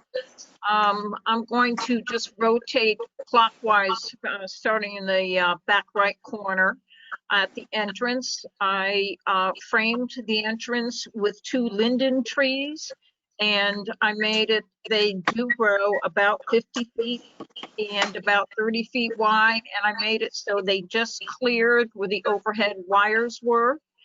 In the bottom right, where the intersection of Dickinson and Post Road, I put 3 cherry trees. I wanted them to give some privacy to the apartment up on the 2nd floor there from the intersection. They have very high branches, so they don't obstruct the view. I made sure that I was outside the sight line requirements for the intersection. The left bottom corner there where the exit is, I repeated the linden trees. That's also, I'm trying to sort of separate the space from Flaherty's Plumbing from the business. Right now, there's nothing there except some low shrubs. Back left corner, I did Serbian spruce and ilex to screen where the dumpster area was, and there is a building to the rear left behind Flaherty's. And along the back property line, we have put green giant arborvitae. They get up to 40 or 50 feet tall, 12 feet wide, to provide screening to the residents behind. Landscape question. Oh, Sarah, did you want to mention what's in front here? Well, I did the same as what I did at 1950 and 1958. We wanted to repeat one piece of the landscaping there, and those are beds that are framed by boxwood, and they provide perennial space there. Right now, the slide shows what we did at 1958 and 1950. So it's makes it interesting to go by. The area at 1897, the gardens will be tipped forward, so they'll be more visible from the road than 1950, 1958 because of the grading. Okay. Can we just, Question. can we just confirm that you're doing model block along the street? Say that again? Can you confirm that you're model block along the street? I know John Vaccaro is very happy about that. The model block is already there, There you go. what I can tell. It's already there. Already. Commissioners, any questions on the landscaping? If you raise your hand, I can acknowledge you. No. No. Okay, great. That's All right, landscaping. these are details of the light fixtures, front and side view. I don't think we need to spend a ton of time on this, but this is 1950. You'll see them. It's good that this is light colored background, so they really pop here. Yep. And then this one we just showed you, and here's a close up of what they look like. So those are lighting fixtures on the building. And what I have here is the lampposts for the parking lot. And they will be here, here, and over here. And keeping in mind that this is going to be a pretty solidly screened property boundary here. So the small amount of light that's coming out of these, I don't think is going to be a problem for the neighbor. We've included the photometric. We're all zeros along here, and zeros where we need to show zeros. And that's the lighting. Wait, Bob, it's John Vaccaro, one other point. The light fixtures are 10 foot tall. We kept them short intentionally. I was gonna ask that, how tall are these light fixtures? They're 10 feet? 10 feet. Okay. Which is how, do you recall how tall they are at 1950? John, they're taller than 10, but they're not much taller. They might be 12. That's what I thought, because I think you brought them from 16 down Exactly. because of the neighbor in the back. Didn't want them that high.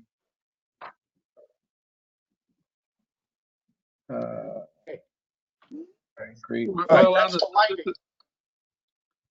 Site ahead, plan George. next. Any lighting questions? yeah, just a quick one, if I may. Go right ahead, George. I'm just wondering, will there be any of those light poles on the post road? Kind of consistent with what I think is in front of 1950 and the other building, and you know, kind of the town motif. This is John. There's two. They call it the model block, but there's Right here, George. two. Oh, they already exist. Okay. Yeah, you got your brick lined alongside the sidewalk, between the sidewalk and the curb. This is a model block light. So, you know, we're kind of already there. Yep. On model Thank block. you. Okay. So we're on to the site plan, I guess, right? Rob, are you with us still? Yes. Okay. So good evening, Rob Pryor, professional engineer and land surveyor with Land Tech. So just point out some, I guess just to point out some of the nuances of the site plan. Bob already covered basically most of it, but some of the thoughts that we incorporated were on the driveway entrance from Dickinson Road, by sliding the driveway to the north and straightening that approach, we were able to reduce the amount of pavement on the site. In addition, by sliding it north, we're actually able to reduce any potential conflicts with cars that might be exiting Dickinson onto the post road and waiting at the stop bar there, and cars trying to turn left from Dickinson into the site. By moving the driveway north, we actually give a little more queue space for cars that might be queued up waiting to get out onto the post road from Dickinson. The site circulation is consistent with what's on the site now, and with entry from Dickinson and exit out to the post road, the entrance to the post road is remaining exactly where it is now.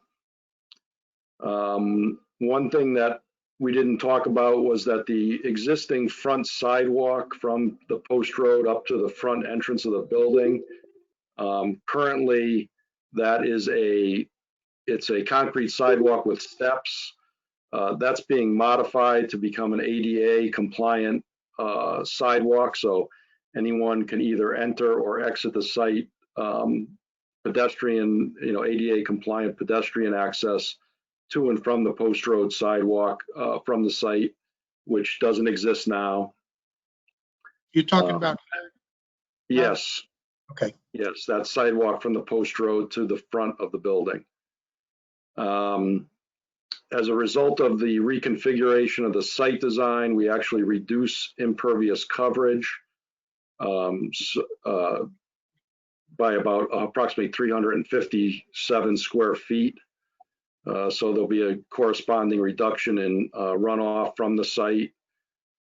We have added some stormwater facilities to the driveway exit onto the post road. We've added 2 catch basins and a connection to the existing drainage system on the post road. Currently, all the runoff during rainfall events, sheet flows across the sidewalk. It basically flows out the 2 driveway entrances, out onto Dickinson and out onto the post road. We've introduced catch basins at the Post Road entrance to capture that water before it sort of sheet flows across the pedestrian sidewalk, just as an additional amenity to the site design. We're also picking up the rain leaders and also piping those to the existing drainage system on the Post Road. We've proposed all the site utilities will be all underground. We're showing a transformer to the back of the site, back northeast corner of the site, and then underground service to the building from there. I think that we're providing 24 parking spaces, including the one handicap space and also a enclosed dumpster location on the site where Bob's cursor is right now. I think that covers most of the site elements. Bob, is there anything else you'd like me to talk about? I think that's it. Next slide is S&E controls primarily. Yeah, so we've developed a soil erosion control plan for the site. It's pretty straightforward, obviously a pretty small site, but the idea is that construction traffic will enter off of Dickinson and exit by the Post Road, much the way it works now. These are just details. So just to confirm, there's no water retention on site. It's all going straight from your new catch basins, and it leaves are going right into the storm sewer system. Correct. There's no. We're reducing impervious cover on the site, so by virtue of that reduction, we're reducing stormwater flow off the site, and that's mainly just because we're able to provide a more efficient parking layout than what exists now. And there's more grass and planters in front. Correct. And there's the biggest gain is by relocating the driveway on Dickinson, because the existing driveway, that circuitous path of the existing driveway, uses a lot of impervious coverage. And also, if you're familiar with the site, the northwest corner of the site, there's this no man's land of pavement, and I think there's kind of a shed / storage box out there in that location now. We're pulling all that pavement out of the site plan. And Sarah's putting trees back there. Yes, that's correct. Okay. Thank you, Sarah. Question, you're good, right, John? I just had a few things, if I could just run down my list here and then take questions on the site plan, because some of this is related. On the parking, if you add up the parking requirement based on square footage and the number of bedrooms, we're required to have 25 spaces. We actually have 24. We're one short. There are two ways of addressing this. One is under the inclusionary zoning regulations, you can reduce the parking requirement. The second way that I didn't mention specifically in the narrative in the application, but since we have combined uses here, or mixed uses, residential and commercial, I think section 905 for shared parking could apply. But either way, for that one space, we've submitted a report from Malone and McBroom, Dave Sullivan, who I'm sure you know. I saw it. Bob, that report, just to confirm, that report from Malone and McBroom is dated May 27th and was submitted as part of your June 25th materials. Correct. 25th or 26th. Okay, we are not aware of any existing parking issues with this particular site, either as a tile store or previously as a bank branch. The Vaqueros live down the street on Rings End Road, so they're familiar with the neighborhood, and they've been involved in 1950, 1958 Post Road for a few years now. And we're not aware of any existing parking issues.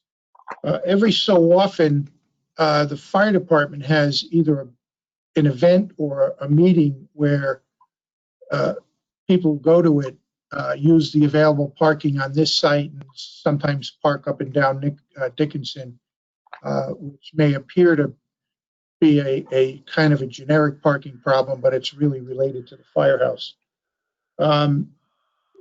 And the only other item is a referral from the health department, which has since been resolved. Oh, never mind. I'm thinking of the wrong. I scribbled a note here. Health department doesn't have any issues here. It's the traffic folks, the police department. We did get the referral from them, and their comment was no local traffic authority issues with this project. And I think that covers all of the open items. Jeremy, is there anything else I might have missed? Bob, the only other thing is when you mentioned the comment from the other department, the fire marshal's comment was the building will be required to have a fire sprinkler system, but you guys are aware of that. Yeah, we're aware. Yep. With regards to just the other point, one more quick one, Steve. The neighbor to the north, Sarah and the Vaqueros have met with Mr. Murphy. They're here. And okay, all right. I probably hear from them, but my understanding is that they've agreed on what plantings, and they seem to be okay with the proposed landscaping that Sarah discussed with them. Yeah, we'll let him speak for himself. With regards to parking, just to be clear, and always correct if I'm wrong, depending on what tenant you put in there, we might have another look at the application. If you put in another Orange Theory, which is going to be more of a parking, more of an intense parking than, say, a liquor store. Well, in this zone, anything other than commercial sales and service, which I think is what is considered the tile store, if there's a change in use to something else that's permitted, it would be permitted by special permit, which requires a public hearing. Right, that's exactly what I'm saying. So if it's something that's not on the proper list, you got to come back to us on parking anyway. Well, there is no of right list for uses. Correct. You got to come back anyway. Uses. Correct. Right. There's nothing there. I mean, unless you put another tile store in there, that's nothing that's there. But that's like okay.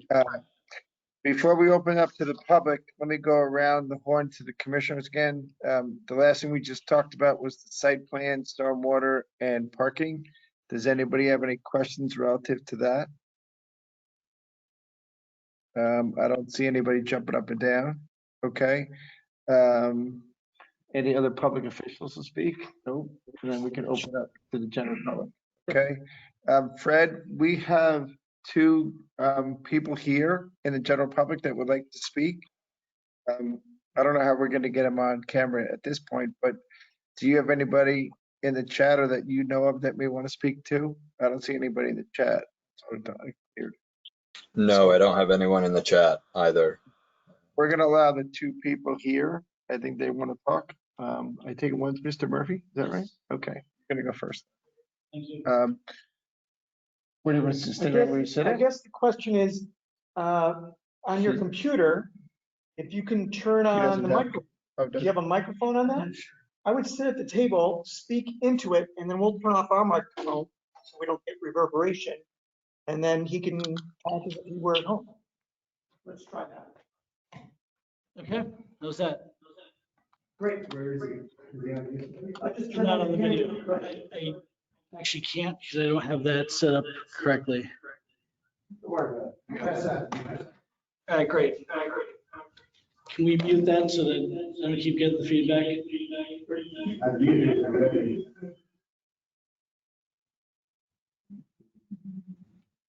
Just the sound on your machine.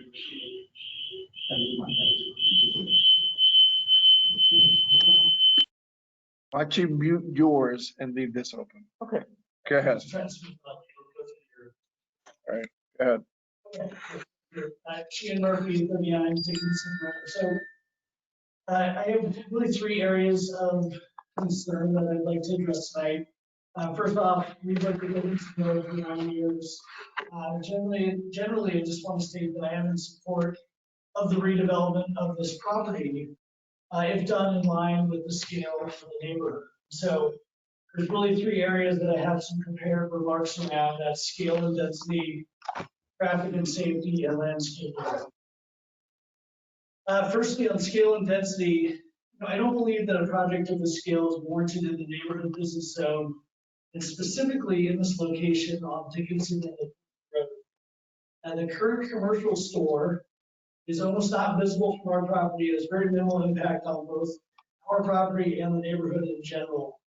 This development, however, with a proposed partial 3rd floor and overall building height of around 33 to 40 feet, will directly impact our residents. As you can see from this picture that I brought today, I can share it with you. For the record. Also, the current parking lot is within the 25-foot required buffer. The developer would like for this to be maintained.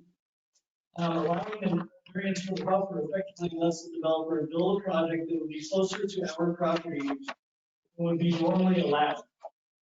When you consider the request for a 2nd and partial 3rd floor, this building will be even more imposing when viewed from our bedroom and backyard, which is.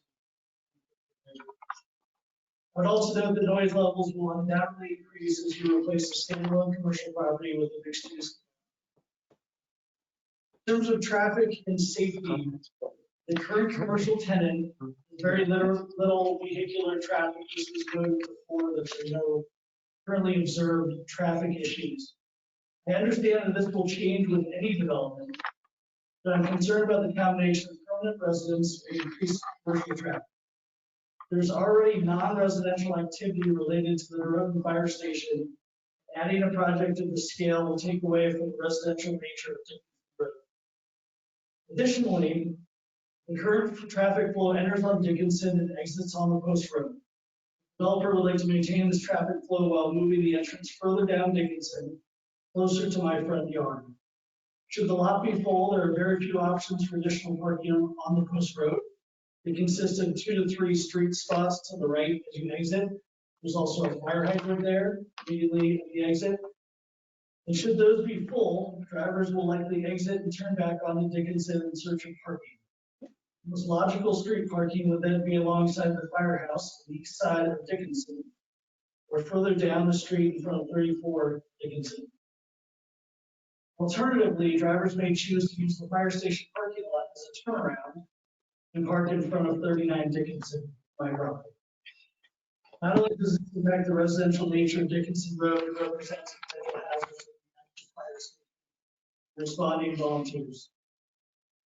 On the residential street in the densely part of Darien, Dickinson Road is routinely filled with many school-age kids, including my own. Dickinson Road will likely see additional traffic from the post road, seeking parking or coming off Clock Avenue using Dickinson as the backdoor approach to this development. This added traffic on a residential street would create unnecessary risks for kids biking and playing in the street. My final comments are around the landscape screening. It was mentioned before that I did have an opportunity to meet with the landscaper developer and really appreciate their willingness to discuss screening options. I would note that some of the mock-ups that were shown earlier show very dense foliage well above the roof line of the proposed development. That is not what we would get on day one. What's proposed are arborvitae that would start at around 8 to 10 feet and grow about a foot. So we're talking many years before we would get the type to block with our patio in our master bedroom. In addition, rear-facing windows in this development will face directly into our master bedroom and patio should there be a lack of screen. So those are all the comments I had at this time, and thank you, and I appreciate that. Thank you.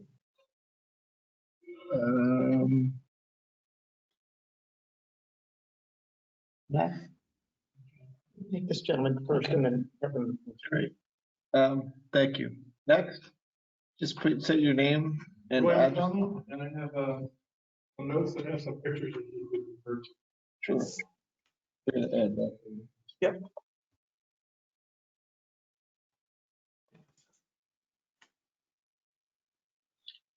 Please state your name for the record, too, sir.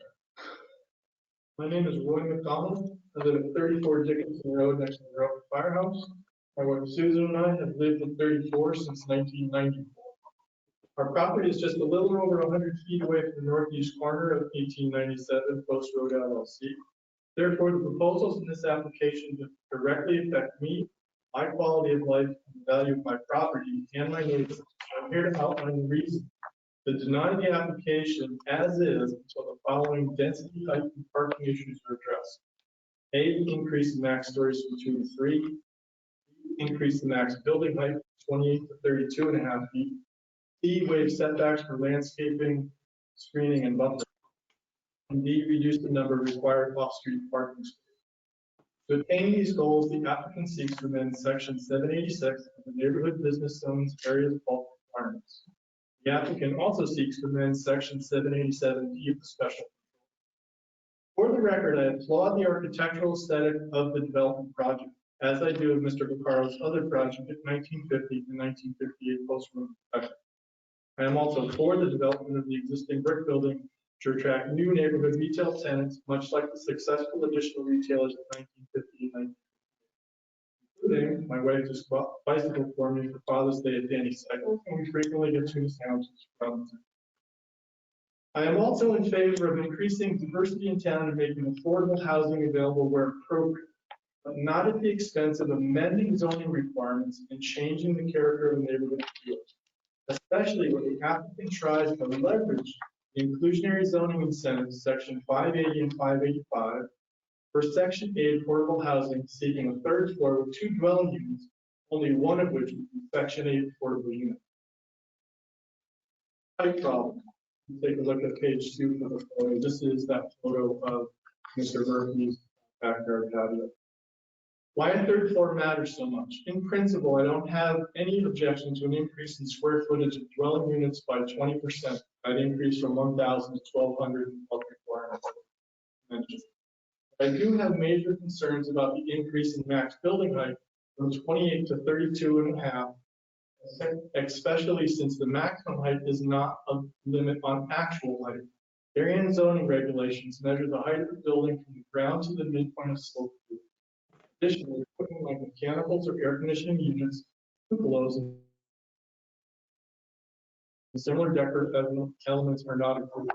That means that based on the elevation submitted in document 838, the architectural review board submitted below, the proposed max 32.5 feet would actually be closer to 40 feet or higher. Attached are photos of the Murphy patio and from my property looking at 1897 abutting the Murphy's property. As you can see, a 40-foot structure would tower over the hedge and the Murphy's house, changing the character of the neighborhood and reinventing what is supposed to be a neighborhood business zone to be more in line with a business zone, not intended to complement single residential R1 environment. To understand the visual impact, I direct attention to document 840 titled Existing versus Proposed Perspective Using Applicant's Architectural Review Board submitted. The existing photo shows the tree height of the evergreen hedge screening the Murphy's house and neighboring homes from the existing international tile. Now compare that with the proposed computer-generated image, which shows a very misleading view of the sudden appearance of 50 trees which are not included in any landscaping plan. In fact, the lighting landscaping plan added to this application dated June 30th, thus a specimen list from Hungamack and Pool, and a dozen 8 to 9 foot tall Fuji green giants. That would also have to cover 135 feet of the rear yard.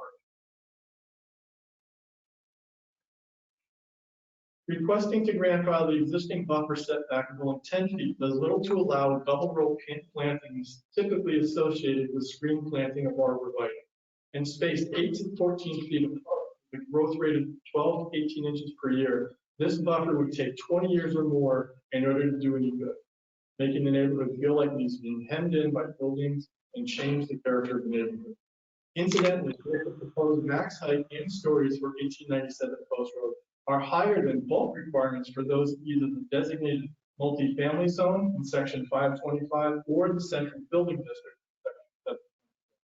Therefore, they're inappropriate for neighborhood business. Regarding the density, the carrot in front of this committee to allow the 3-story building with the maximum height taller than the max allowed in the NB zone through a proposal to amend section 585 in Senate, the allowed the addition of two third-floor dwelling units is a single 813 square foot bedroom affordable.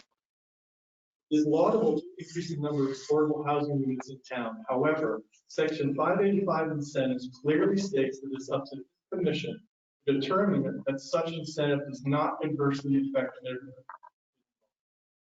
If there were no third floor, there would be no need for height adjustments and also make more parking spaces available. But let's dive a little deeper into this section 8 concept.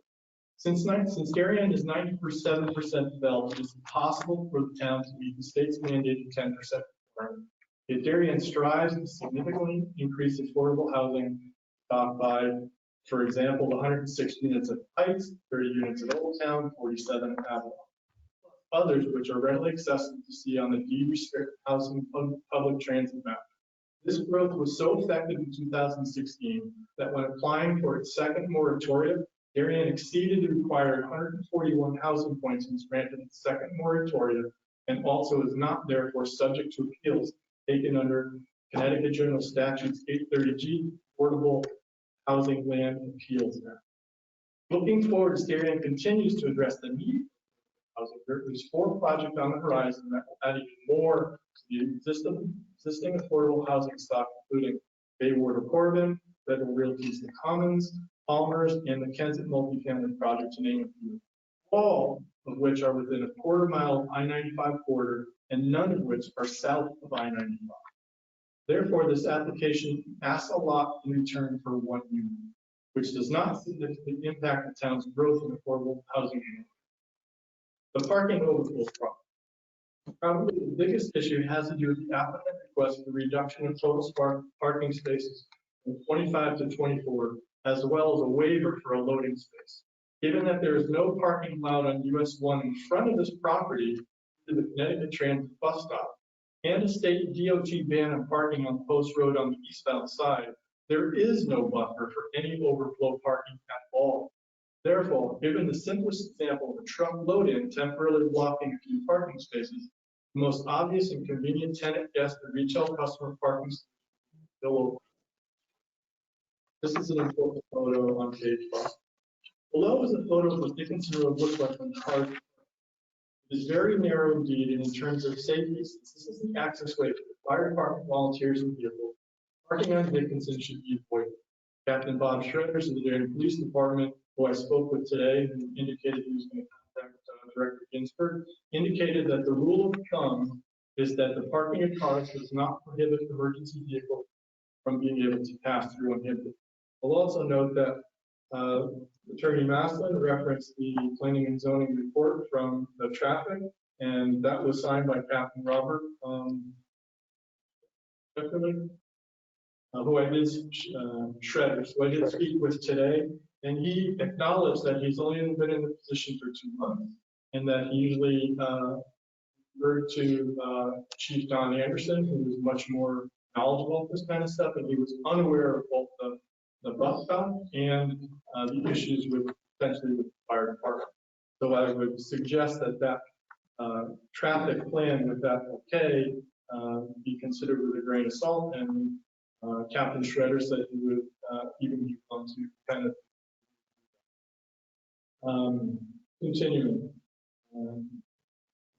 This photo should serve as a prime example of the impact overflow parking could have on me and my neighbors, and prove that emergency vehicles cannot pass through uninhibited. In fact, I've actually witnessed a fire truck trying to navigate through a very similar parking situation, and it knocked off a side turn off one of the parking. Additionally, the narrowness of the street parking often compels parkers to park on my lawn, as evidenced by the BMW on the left side of the photo that is well off the road from parking on my lawn. Parking assessment report included in this application from Malone and Beck-Broom admits that it does not know what retail tenants would occupy the store, therefore could not address the peak customer activities such as seeing a roost, nor did it cite any actual site study. It merely referenced the ULI shared parking manual and the ITE parking generation manual, joint shared use tenants and retail customer parking. Therefore, its conclusions that 24 spaces would be adequate is just an educated guess. And though the report was prepared on May 27th, it did not even take into account people who work at home during the pandemic, which would increase parking of tenants and eliminate much of what they assume would be crossover parking. In fact, the application itself includes this town's building official comment by its own head building official dated September 30th, in which Peter Solheim writes, "My preliminary review would be that it does not appear to have enough accessibility." In conclusion, I submit that the proposed amendments to the P&Z regulations specific to amend the NV zone are overkill measures to gain 2 extra dwelling units and a 3rd floor under the guise of accommodating a single Section 8 one-bedroom apartment for which the applicant would be compensated by HUD fair market rent subsidies to his benefit, but to the detriment of the neighborhood both in visual impact and problematic street parking only. Proposed B&C amendments are strategies to avoid applying for variances, which are usually granted only under hardship, and which this committee has historically and understandably been reticent to approve. In fact, when my wife and I were planning our own home renovation in 2004 and met we discussed the possibility of bumping out the front of our house by only 8 feet, we were informed that would exceed the setbacks and there would be no chance to get a variance approved. Additionally, as reported by this committee on July 30th, 2019, on the rejection of Mr. Maslin's similar strategy to amend P&Z zoning regulations to lower age restrictions for the Pemberton 16 project, this committee cited similar parking concerns and stated regarding the marketing and financial impacts that decision might have. And I quote from an article in the Darien Patch, "It is not this commission's role to worry about the financing of the developer or ensuring financial viability." For these reasons, we maintain that amending the P&Z regulations to facilitate one project sets a bad precedent and opens the door for other proposals that would face the same set of concerns for other developments in the NV zone. There are other zones better suited for this type of development. This application includes a special permit, the purpose of which is to review the suitability of developments in the NV zone, and therefore we don't need zoning regulations changes for every project to circumvent the impacts they would have on abutting neighborhoods. After all, this is a special permit. So, and I won't mention them all, but basically, given the zoning regulations express purpose in Article 1 to promote the most beneficial, convenient relationships of residential commercial areas to consider the appropriate such areas.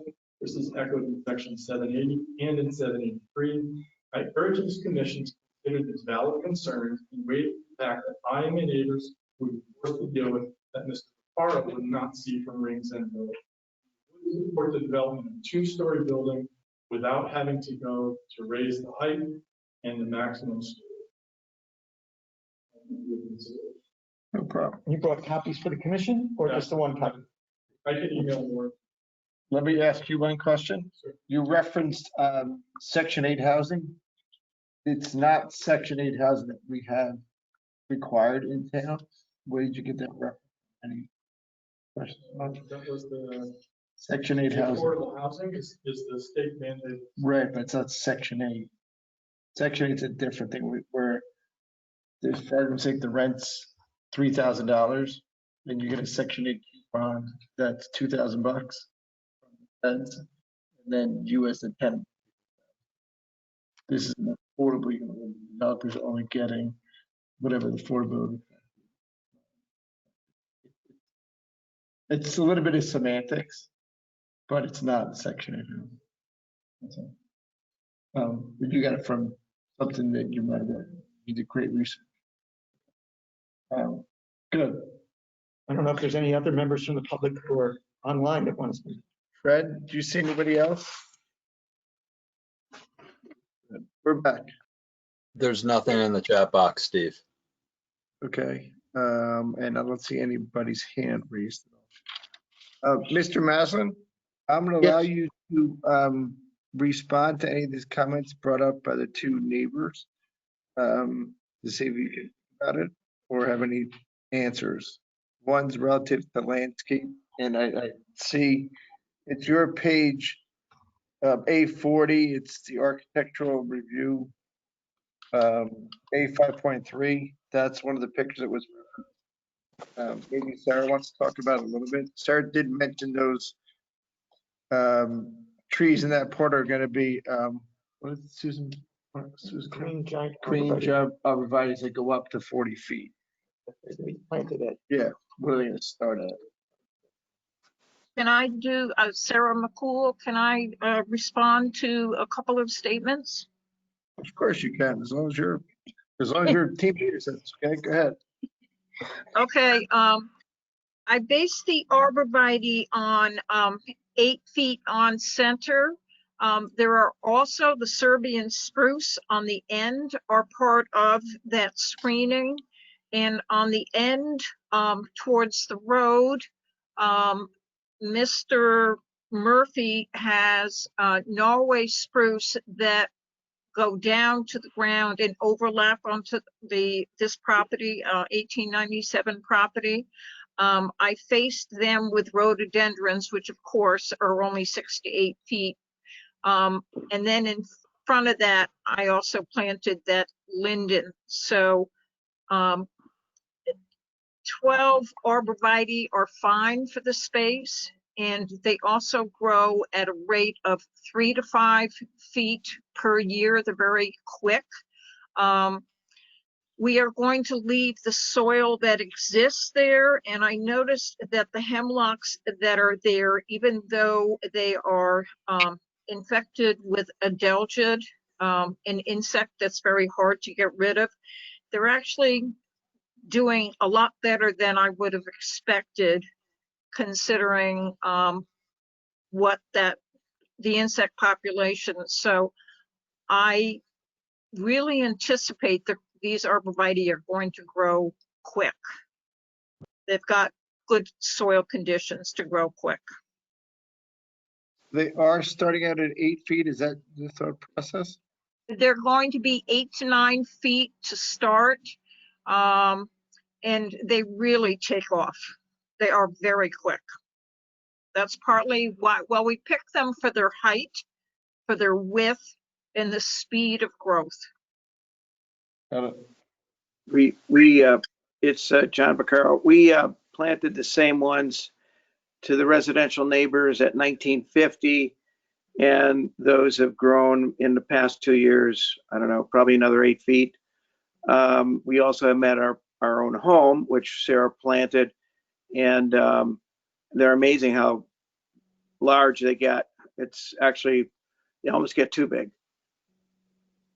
Oh, I was going to ask you that question. So if you go to 1950, which I call is across the street, behind Danny's cycle, that row that faces those houses, that's the same tree?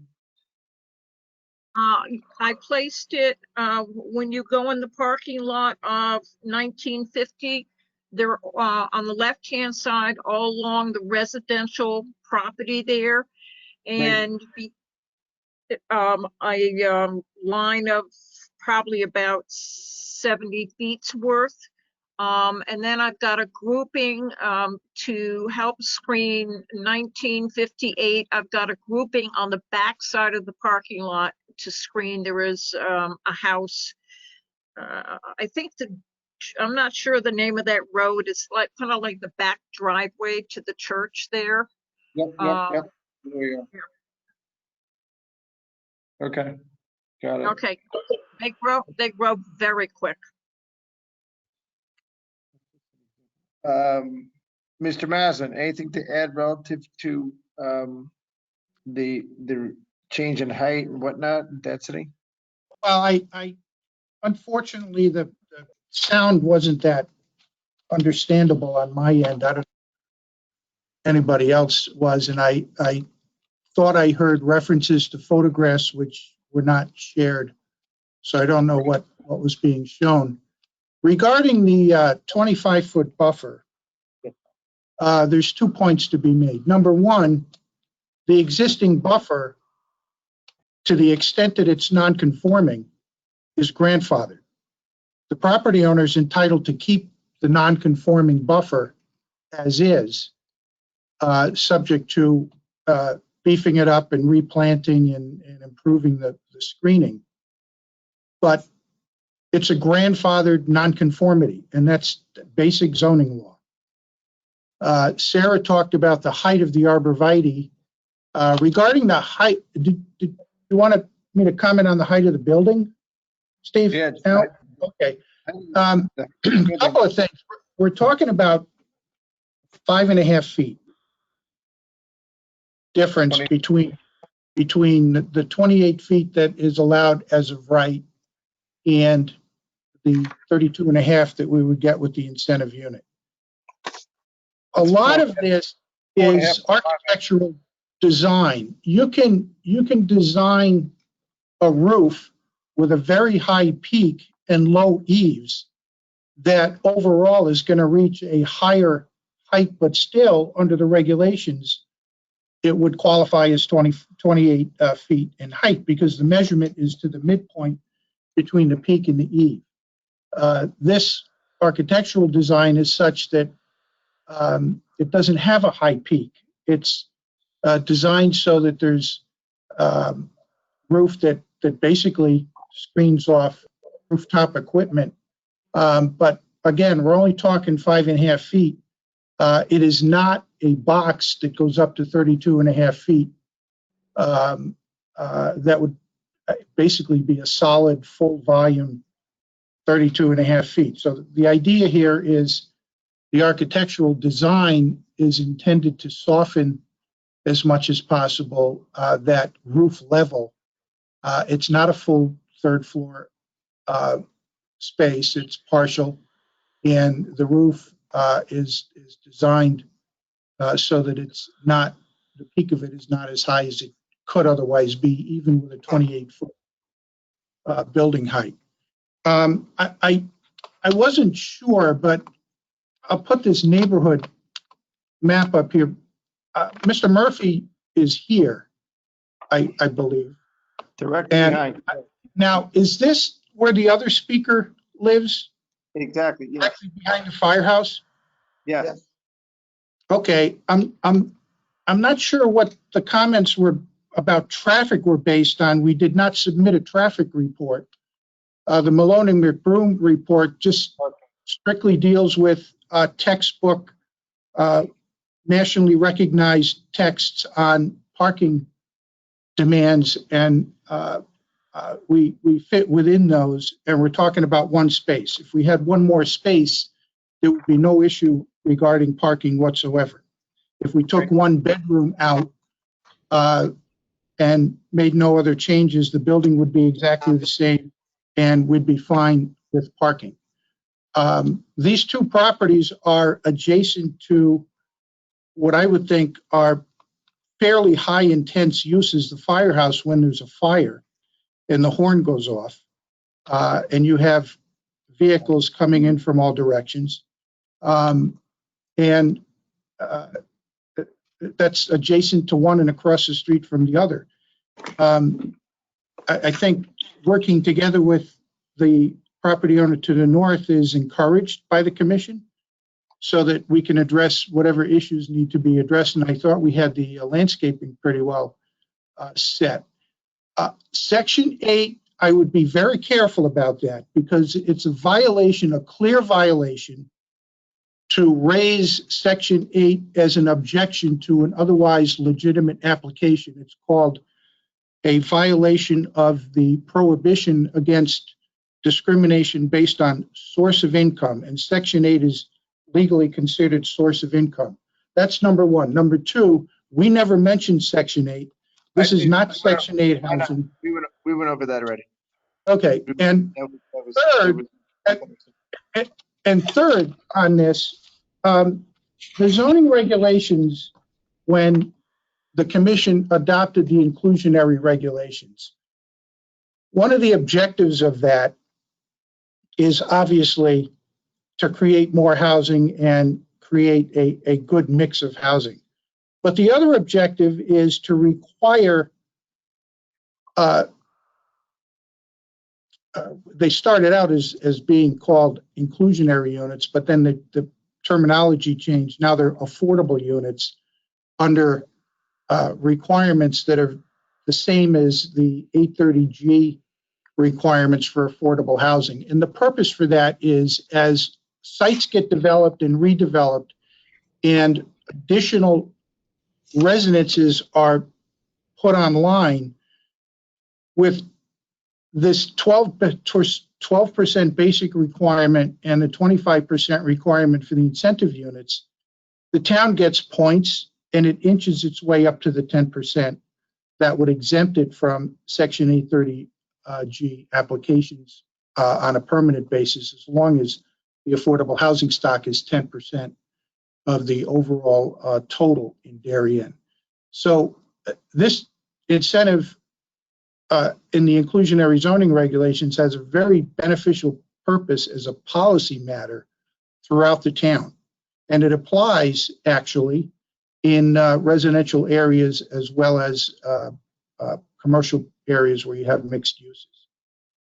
And the other thing that it does is it provides opportunities in specific zones and settings, including business zones, for creating a little extra density. It's much more beneficial if the commission can review applications and pick up affordable units on a site-by-site basis, rather than have someone come in, buy a site, and file an application for a 10 or 20 or 30 unit apartment house under Section 830G after the moratorium expires. So these are all, I think, good policy items that we're discussing, that I was discussing earlier, and that's what is driving the request for the change in the density, the third floor apartment being treated as inclusionary. So those are my comments. Unfortunately, I don't have the pictures that were shown. I didn't hear clearly all of the comments. If I missed anything, feel free to let me know. Well, this is my thought on it, Bob, and thank you for answering. There are some things that you mix in interpretation. What I would like to do, and it's subject to Jeremy and the other commission's approval, is keep the hearing open so you can see the written documentation that Mr. McDonald put forth and be able to look at it. And then Murphy, you can hear what he said on television or on GoToMtg.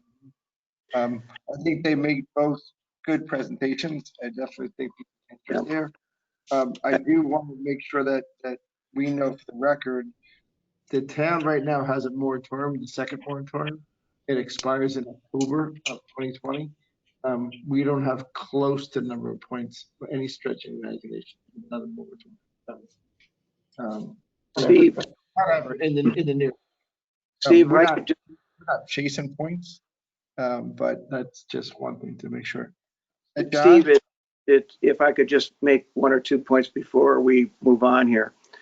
First thing I'd like to at least make sure it's on record is that we actually switched the plantings to the north at the request of Mr. Murphy.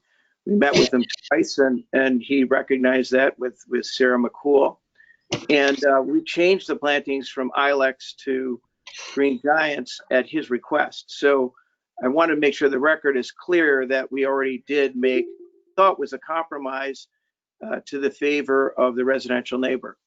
The second point, there's been talked about Section 8 and whatnot, but there seems to be a misconception that somehow or another the developer gets a rent subsidy, which they do not. They actually get less rent, and that's just, I know that, but I just want to make it clear there is no rent subsidy. That's just the way it works. So, and then lastly, some of you know this, but I live 3 blocks away, and I live on Rings End. So I see this property every single day in terms of how it's developed. So that's another point. And then the last thing is that we've developed, because we own the other two properties a quarter block away, we've developed a relationship with all the other business owners and owners of the commercial real estate on that strip of land between the St. Luke's and St. John's. And where we have parking situations and overflow, we have sort of friendly understandings. So as relates to this specific property, if we had an issue where we knew there was going to be overflow, we could always move them to 1950, 1958, where we have 61 parking places. So it's not as if there's not other resources available to us in the event that there's some sort of parking congestion. And I think on a relative basis, given the experience down the street, we've done a pretty good job at managing, all the parking, aspects of that property. I think early on it was a little bit, troublesome because it was new, but it's settled down like everything else in town. After it's new, it sort of, it hits its stride and it calms down. So, I just don't see parking as big an issue as the neighbors have made it out to be. Well, can I jump in here, Steve, for a second? Or you can, Karen.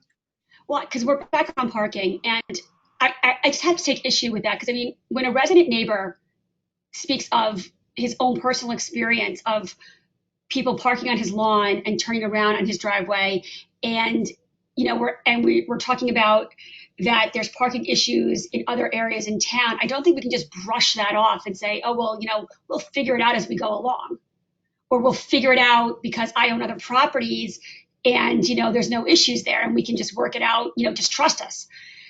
I've been in those other properties. I've had to almost reverse out of them onto the post road because parking gets so bad behind Roost. So, I mean, to say that, I just think parking has become a recurring theme, and I really don't think we can just blow it off and be kind of cavalier about it.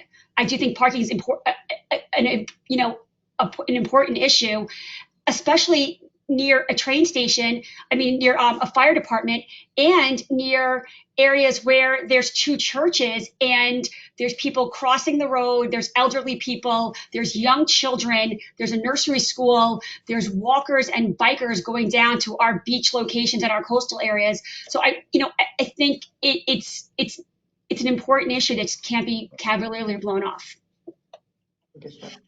Can I say something, Steve? Sure, Bob. You done? This is already a commercial site with a number of parking spaces. We're providing 24. If there were one bedroom less in this project, we wouldn't even be having a discussion about parking because we would comply with the 24 space requirement. That would be it. This is zoned the way it's zoned for neighborhood business type uses, which specifically provides for mixed uses. There is a parking formula that's required, and we would comply but for that one space. And somebody made a comment before about the loading space. The loading space requirement applies to all commercial sites. The commission in the past has waived the loading space requirement for smaller sites like this, where you're not dealing with tractor trailers making deliveries every day, or large box trucks making deliveries every day. You have probably FedEx and UPS trucks, which go into residential neighborhoods and make deliveries every day, coming and going here. And that's about the extent of the size of trucks that you're going to see on a regular basis, except perhaps for a moving van as a business moves in or out. But you have that in residential zones also. I can't speak about people parking on people's lawns. It's not from this site recently because very little's been going on here. It may be the fire department during one of their events, or maybe when there's a fire call. Don't prohibit reasonable use of this site because of existing conditions that nobody else seems to be able to control. We're trying to control this site, design it so that it does have adequate parking. And as John Vaccaro mentioned, there is an overflow opportunity right down the street at 1950 and 1958.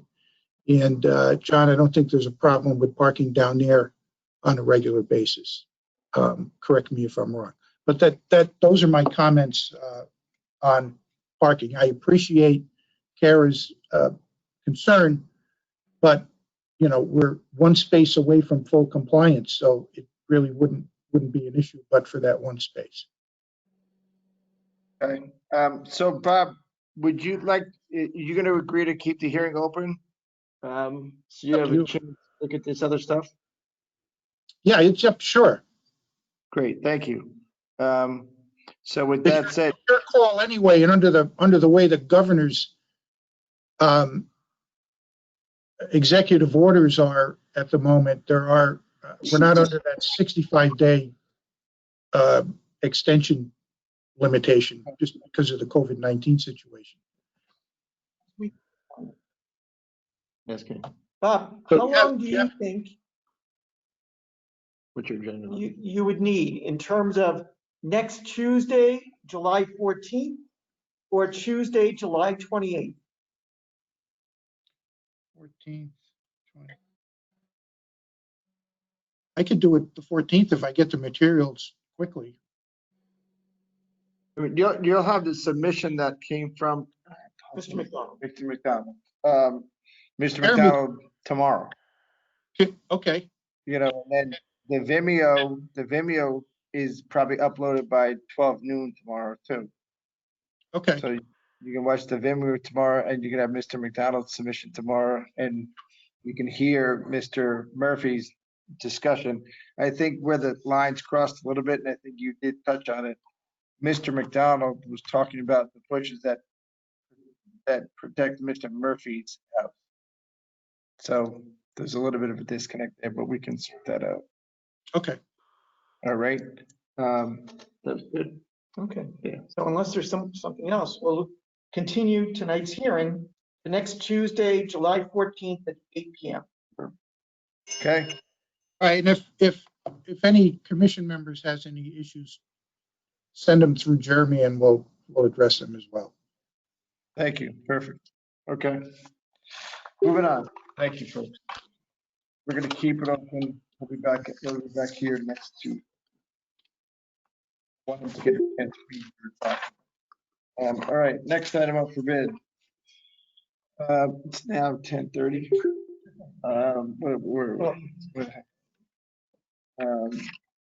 Coastal site plan review number 157A is an Apple flood dump dredge application. Number 162A, land filling regrading application number 481, Michael and Deborah Brennan, 22 Seagate Road, proposal to raise an existing single-family dwelling, build a new house in generally the same location with a new driveway, stormwater management, and perform related site development activities within regulated areas. The existing swimming pool is to remain. The 0.33 plus minus acre site subject property is located on the southern terminus of the eastern side of Seagate Road, approximately 925 feet southeast of its intersection with Boston Post Road, and is shown on Assessor's Map number 53 is lot 45 in the R 1.5 acre zone. Jeremy, what do we got? A rebuild of an existing house, which is right on Holly Pond in the coastal area. At present, it's also in the flood zone. Mitch members got a memo from Dave Keating dated June 29th relative to the question of the flood zone. Mr. Brennan has asked FEMA to weigh in on this. But at this point, the commission can have the hearing and even close the hearing because the issue is really the first floor of the house, the proposed new house, will meet the flood regulations. The air conditioning unit and all the other mechanical equipment is designed to meet the flood regulations. The only question will be whether there can be a basement. If the house is not in the flood zone, there can be a basement. If the house is in the flood zone, there can only be a crawl space. So basically what you're going to look at tonight are the grading, drainage, landscaping, all the features, driveway location, et cetera, et cetera. And you can certainly go through the whole presentation, and what it will come down to, if FEMA grants the letter of map revision, Mr. Brennan can have a basement. If they don't grant the letter of map revision, he will not be allowed to have a basement. Thank you, Jeremy. Okay, for the applicant, I think we have Mr. Brennan presenting. I'm here. So thanks, and hi, everybody. I'm Michael Brennan. My wife Debbie and I are the homeowners. We've lived here at 22 Seagate for 37 plus years. It's a lovely spot. As most of you who have visited will have noticed. Current house was built in the mid-40s, been upgraded several times since then. It's on a non-conforming lot, about a third of an acre and a half acre zoning. We've obtained several variances over the years. It occupies a footprint with 23% coverage and variances on the front and east side setbacks. That's the current house. The new home requires no coverage or setback variances. The front yard setback is increased from 23 feet to 41 feet. The east side setback is increasing from 6 feet to 17 feet. It's been designed within the 20% coverage requirements. There will no longer be a shed on the property. No portion of the home will be in the flood zone. Will be entirely in Zone X. The neighbors have submitted letters in support of the project. Property, as I said, is on Holly Pond. The current home is at 15.2 feet of elevation above knee-high tide of Holly Pond, and the proposed home is at the same elevation. The home is over a foot above the flood zone. Some of the surrounding grade is lower than the 13-foot flood zone designation by a few inches only. We understand this is a concern because the plan includes a basement. The current house has a small basement. In our 37 years here, we've never had water in the basement. We've experienced several hurricanes, nor'easters, and Superstorm Sandy. In no case has water ever approached our home. During Sandy, at its worst, the house sat more than 6 feet above the water level. As a result of the lower grade surrounding the home, Race Coastal Engineering submitted what's called a letter of map revision to FEMA on February 18th. That's over 4 months ago. The purpose was to determine the exact location of the flood line separating the zones. Because the width of the line, when projected on a map, the elevation separating the zones is only approximate. The rate analysis shows that the elevation should be 13 feet and not 14 feet. Race and FEMA have been discussing this submission, and we expect it to be approved shortly. And we are hoping that the planning and zoning can approve these plans contingent on FEMA granting the LOMR. Grade surrounding the home will be greater than the 13-foot designation, assuming that FEMA does approve the request. So we have waiting Doug DeVessa, Joe Pietropiolo, and Robert Cadello. They're all on the video conference and will address their areas. After Doug will briefly describe as non-technically as possible the analysis that demonstrates the reduced elevation of the flood zone. So, and then we'll answer any questions. So Doug, if you want to take over and talk about the drainage issues. Sure, Michael, thanks. Fred, can I get, my screen is not getting the full, can you all see my screen? Yes, we can. Yes, we can see your screen. Is it large or not? Because I can't Yes. see that much. It is, okay. Okay, Doug DeVesta, the professional engineer, represent the applicant. As Mike said, that we are on the half-acre zone. Property is a little over a third of an acre. We've got residential residents on the east and west side of the property, with Seagate to the north and Holly Pond to the south. The property slopes moderately from the north to the south towards Holly Pond. As mentioned, we are going to raise the existing residence and construct a new residence in this, basically in the same general location. The existing pool is going to stay as it is, where it is right now, and just have the decking revised around it, from a wood decking to a stone decking. The access to the property will be from the north, utilizing the same curb cut from Seagate. It will be shifted over to the east slightly, to provide access to a side load garage. Hey, Doug, we've had, Doug, can I interrupt for half a second? sure. And I don't mean to be a wise guy. When you say you're gonna raise it, it's R-A-Z-E, correct? Correct. That's correct. Right. Thank you. You're gonna Right. demolish it. Yeah, no problem, Steve. Thanks. Okay. So the driveway will come into on the east side to a side load garage.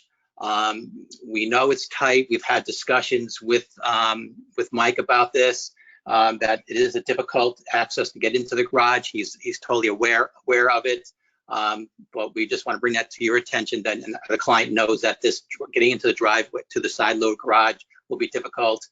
He does have a little bit of a thumb on this to back around and to get out into to drive out of the driveway, head out.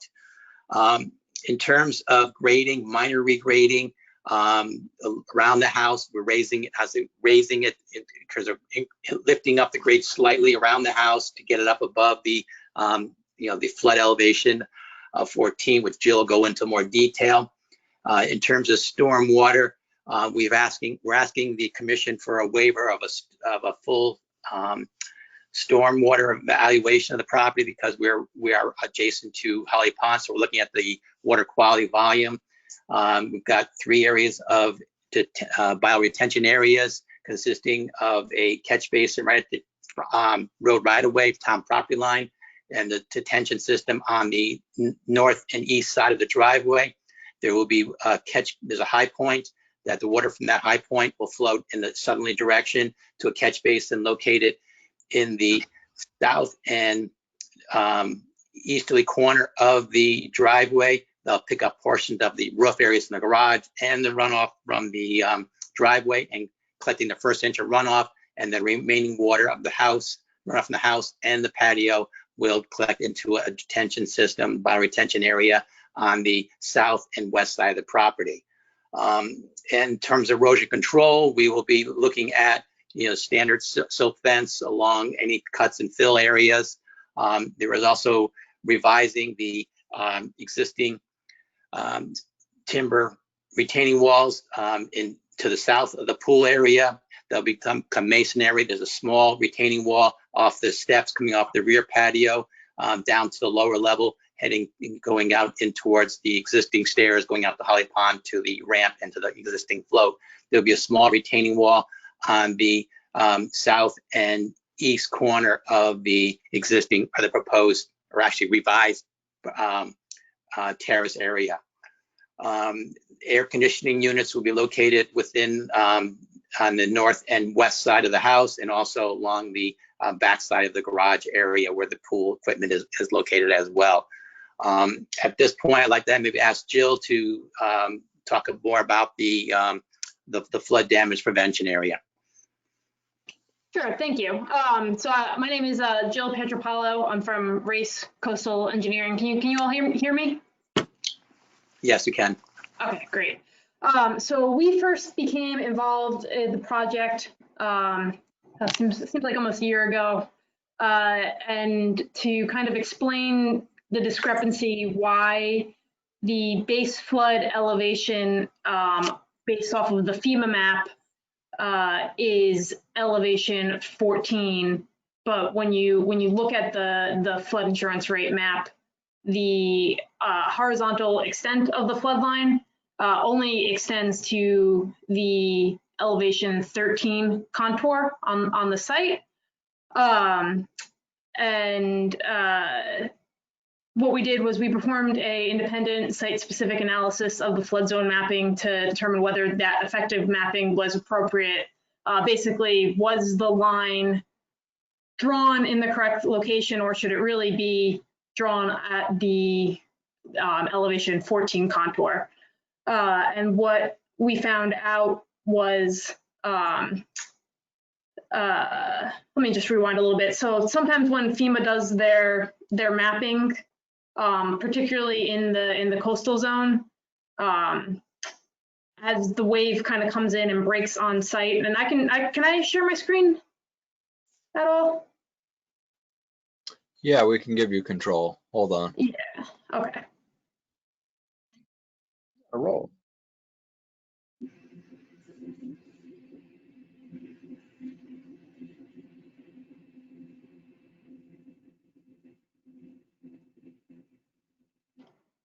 Okay. Get this here. Sure. Okay. So what happens is as the wave kind of comes in, this is the water level elevation, this red line here, and this is the crest of the wave. So as the grade increases, the wave starts to break.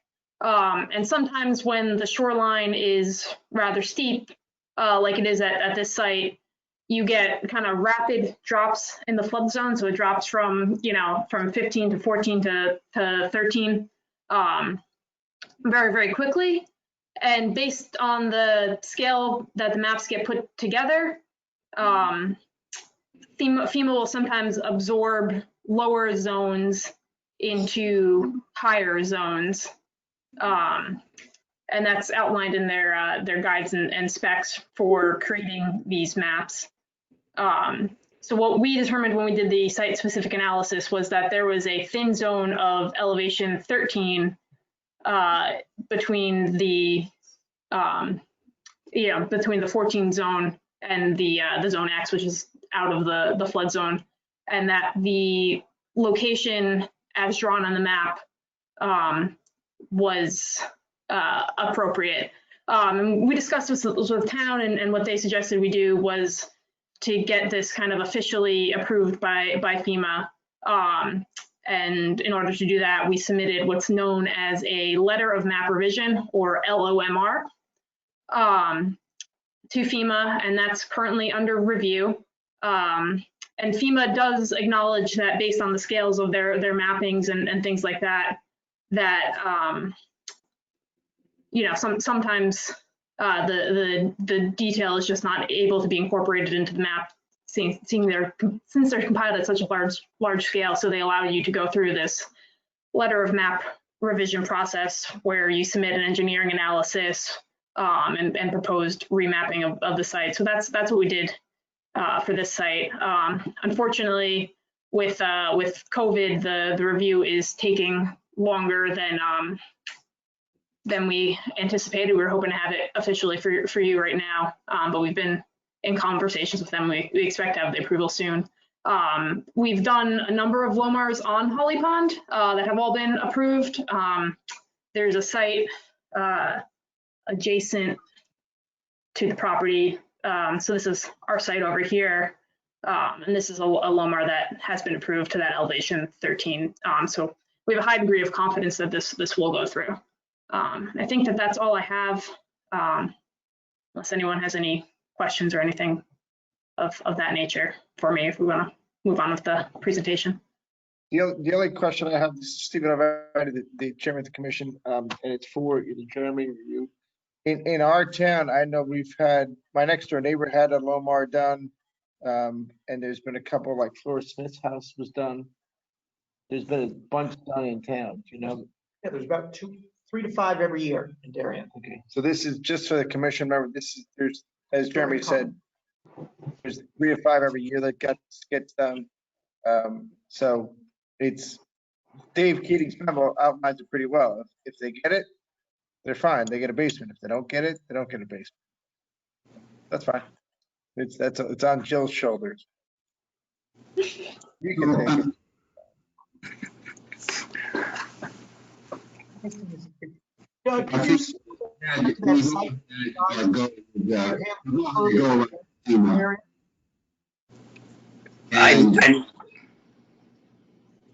hear that? I'd just like to summarize where our go around with FEMA. We submitted this on the 18th of February. That's okay, Mike. We get it. Okay. Subject to. It's out of our.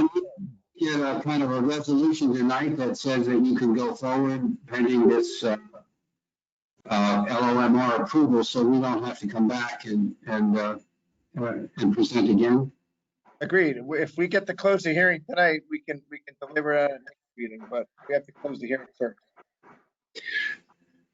I have one other thought that maybe you could comment on, Jeremy or Steve. We're only about 4 or 5 inches below the 14-foot FEMA line as it stands. Why couldn't we just fill in? And then if this is a much longer discussion, then maybe we don't need to have it now. But it would seem to me we could fill in for. Probably a much longer discussion. If you want to leave the hearing open, we can leave it open, but the goal, I think, is to close it tonight. Okay, fair enough. Thank you. Doug, Steve, do you want to hear from Bob Cardello about the architecture of the house? No, we're good. I mean, Okay. the house, The house is the house. the house, the thing I'm concerned about is the driveway, because if you remember, what's the one that those guys built on over by YMCA? They couldn't fit in the driveway. They had to redo it. I can't remember the address. Don't know. It's the two brothers did it. Anyway, just give me the quick thing on the driveway again, and I'm going to pass off to the commission. How are you going to make sure it's work? So I can talk to you about the driveway. I mean, Bob Cardello, the architect, has warned us all along that the space between the garage and the turning radius there into the garage from the driveway is going to be a little tight. So my wife and I actually measured it and went to several neighbors' driveways that have similar kind of turning areas and pasted off and took our car over and we can get in there. It's tight, but we can get in. The only thing, if I get the address of the other one, it's on. There's a house that was over by the YMCA and the driveway was too tight. They couldn't sell the house. Atkinson house, yeah, sure. I Now, remember Doug, that. you're paving right up to the property line of Mr. Kemp or whoever's to the east or whatever it is. Right. Can you tell what accommodations you're making to minimize water runoff from getting onto the neighbor's property? Sure. There is going to be the driveway. The driveway is going to be curbed, so we'll have a Belgian block or some kind of a curbing along the easterly side of the driveway, which I'm showing my cursor on right now. So that will be all curbed, and that will direct the water down to the catch basin in that southeast corner of the driveway. So again, it'll be curbed. That catch basin goes right into those Caltech units. That's right there in the corner of the driveway and the property line, correct?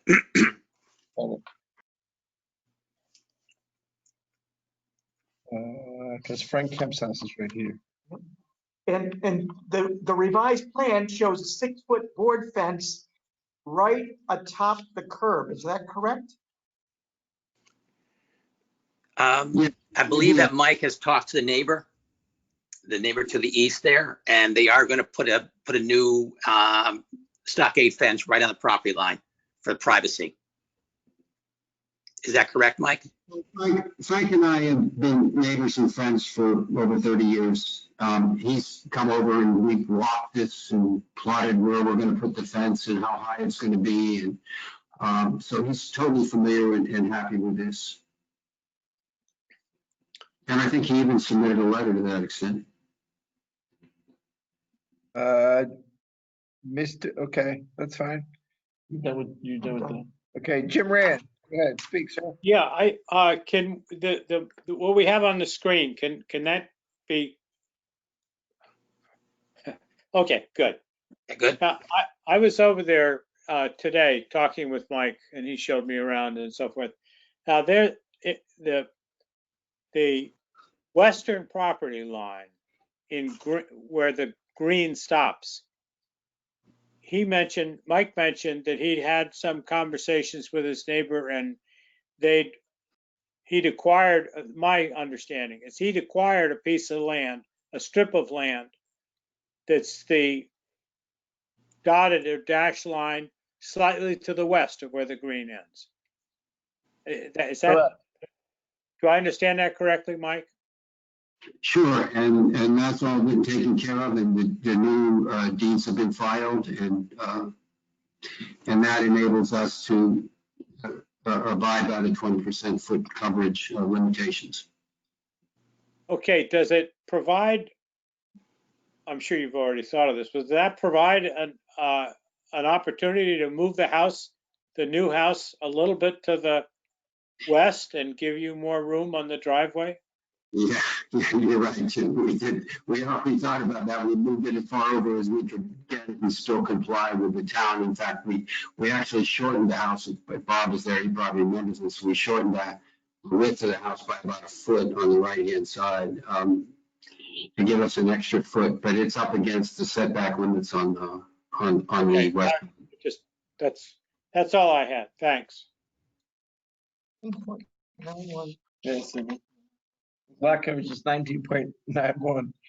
Commissioners, George Riley, I see you. Do you have any questions of this applicant?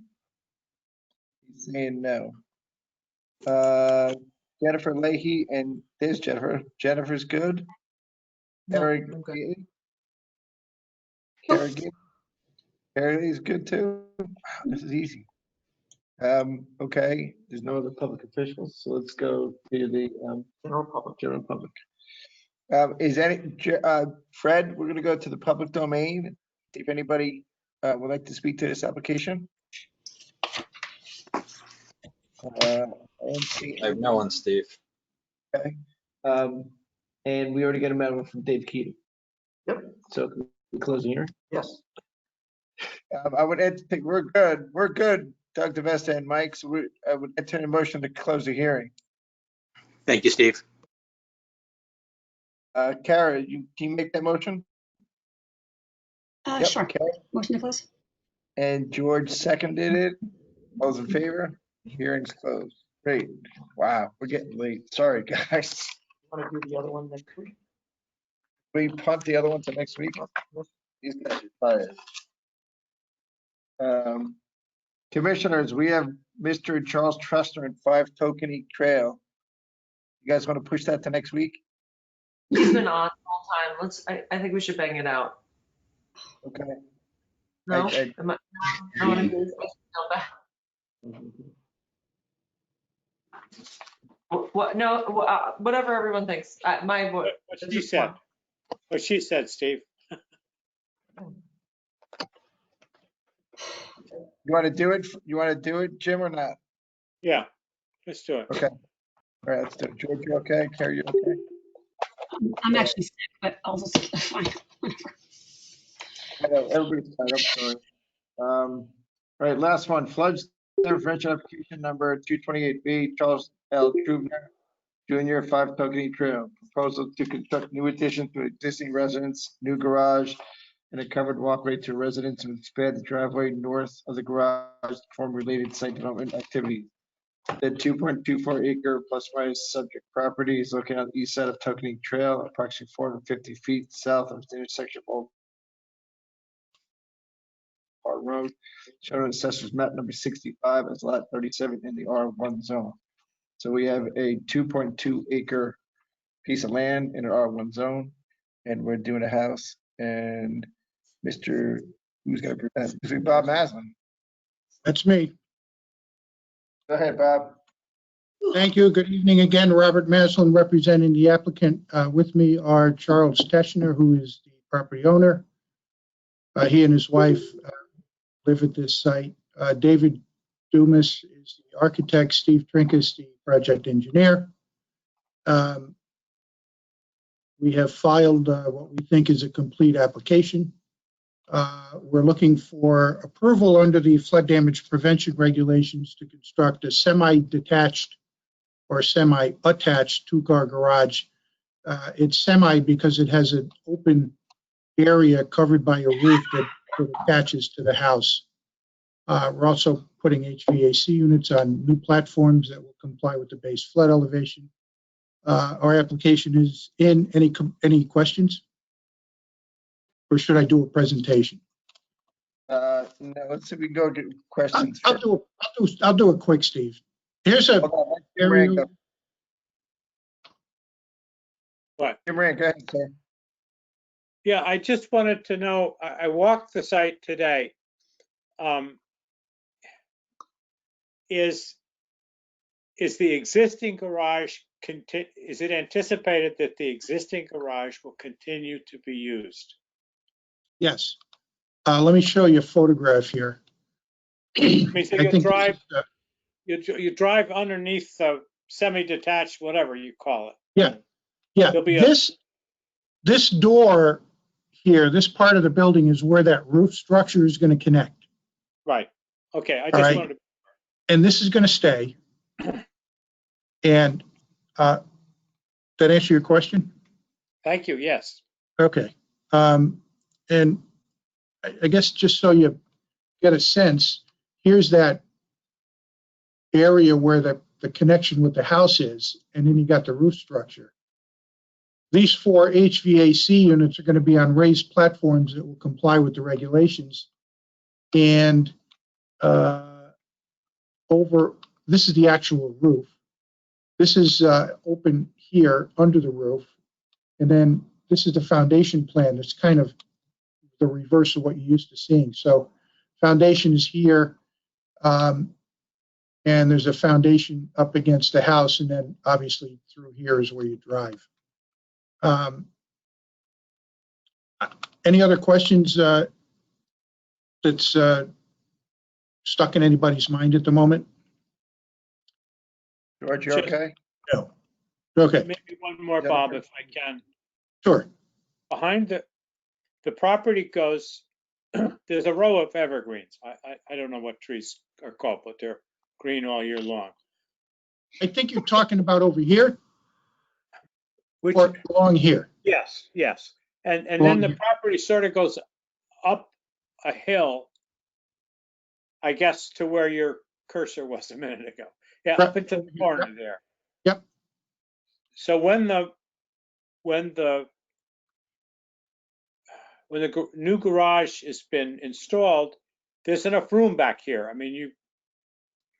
Actually, yes. Let me just explain something that'll put this into context for you. I have the survey up here. This is where the garage is going. I think you're talking about this gentle rise that gets a little steeper back in this corner. I'm talking Right? about where the arrow comes down. Right, in here, where Yeah, my yeah, point is. Okay, you can see the contours get closer together here, so it gets a bit steeper. What's back here now are what they call B100 areas. Those are septic system repair areas. I think one is part of an active system. One for the guest house, one for the main residence. So this area can't change because it's already committed to repair areas for the septic system. So all this landscaping back here, the trees and everything stay. And most of this over here will end up staying. The driveway does come underneath here and through here, so we'll lose this tree, but most of the rest of it will end up staying. Answer your question? Yes, thank you. Okay. I'm all done. All right. I think we're a little out of sequence here, but the gist of all of this is here is the flood zone. This is the town GIS map with the flood zone overlay. There's a floodway here. This yellow circle is the approximate location of this garage, and it's all within the flood zone A. This will comply because what we're doing, and I'll get to the drawings here. The foundation walls will come up to a level that's at or above the base flood elevation. So this is going to be concrete to make it really flood proof. And each side is going to have these little vents in it that are required under the FEMA standards. You can see them at these. Here, they're flood vents. And basically that's it. So simple thing. Here's a checklist for flood compliance. Steve Trinkus did the analysis for impact on the flood elevation. It's actually less than a ½ inch. So in a 100-year storm, which is virtually nothing. So that's it. Yeah, I it's a tried, garage. sorry it took so long. It's okay. It's a garage. It's gonna have the same kind of walls that you see at Reed Beach. It's got smart vents in a flood zone. Right. No parking, no coverage issues, no height issues. Coverage, no septic issue, no setback issues. This is all, the only reason we're here is because of the flood regs. You're good, Bob. Very good. Any questions, Kara? Yeah, I feel like I'm missing something. It's an unfinished garage behind the house with electrical and mechanical equipment when it's already a garage? Sure, for lights, garage door opener. But they're not getting rid of the already 2-car garage. Correct. So, and does the driveway go back there? Like, I can't from the documents you purchased. Okay, let me put this up. The existing driveway is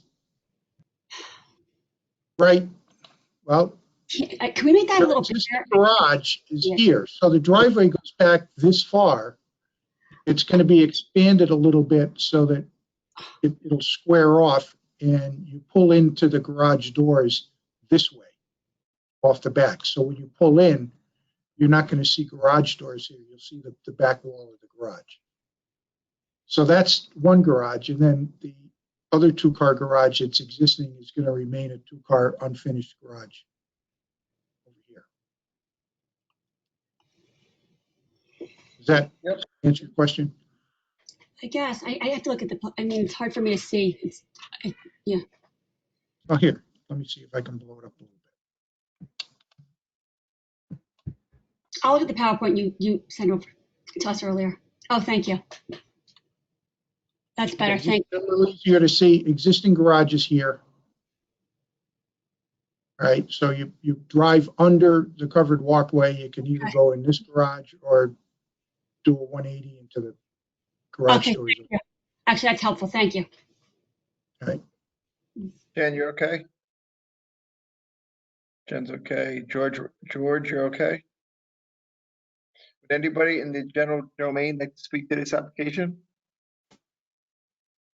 Yeah, I don't see anybody. I don't see anybody in the chat either. No. I haven't heard from any neighbors, by the way, on this. We did the notices as usual. Heard nothing. I would entertain a motion to close. Thank you, Jennifer. And George seconded it. Yep. All in favor? Thank you. Thank you, everyone. Everybody, that's the end of our public hearing. And next on the agenda is adjournment. It is now motion to close to adjourn from Kara. Kara, you got it? Okay. Yep. Jennifer second. Meeting's adjourned. Thank you, everybody. Night. Good night. See y'all. Thank you, everybody.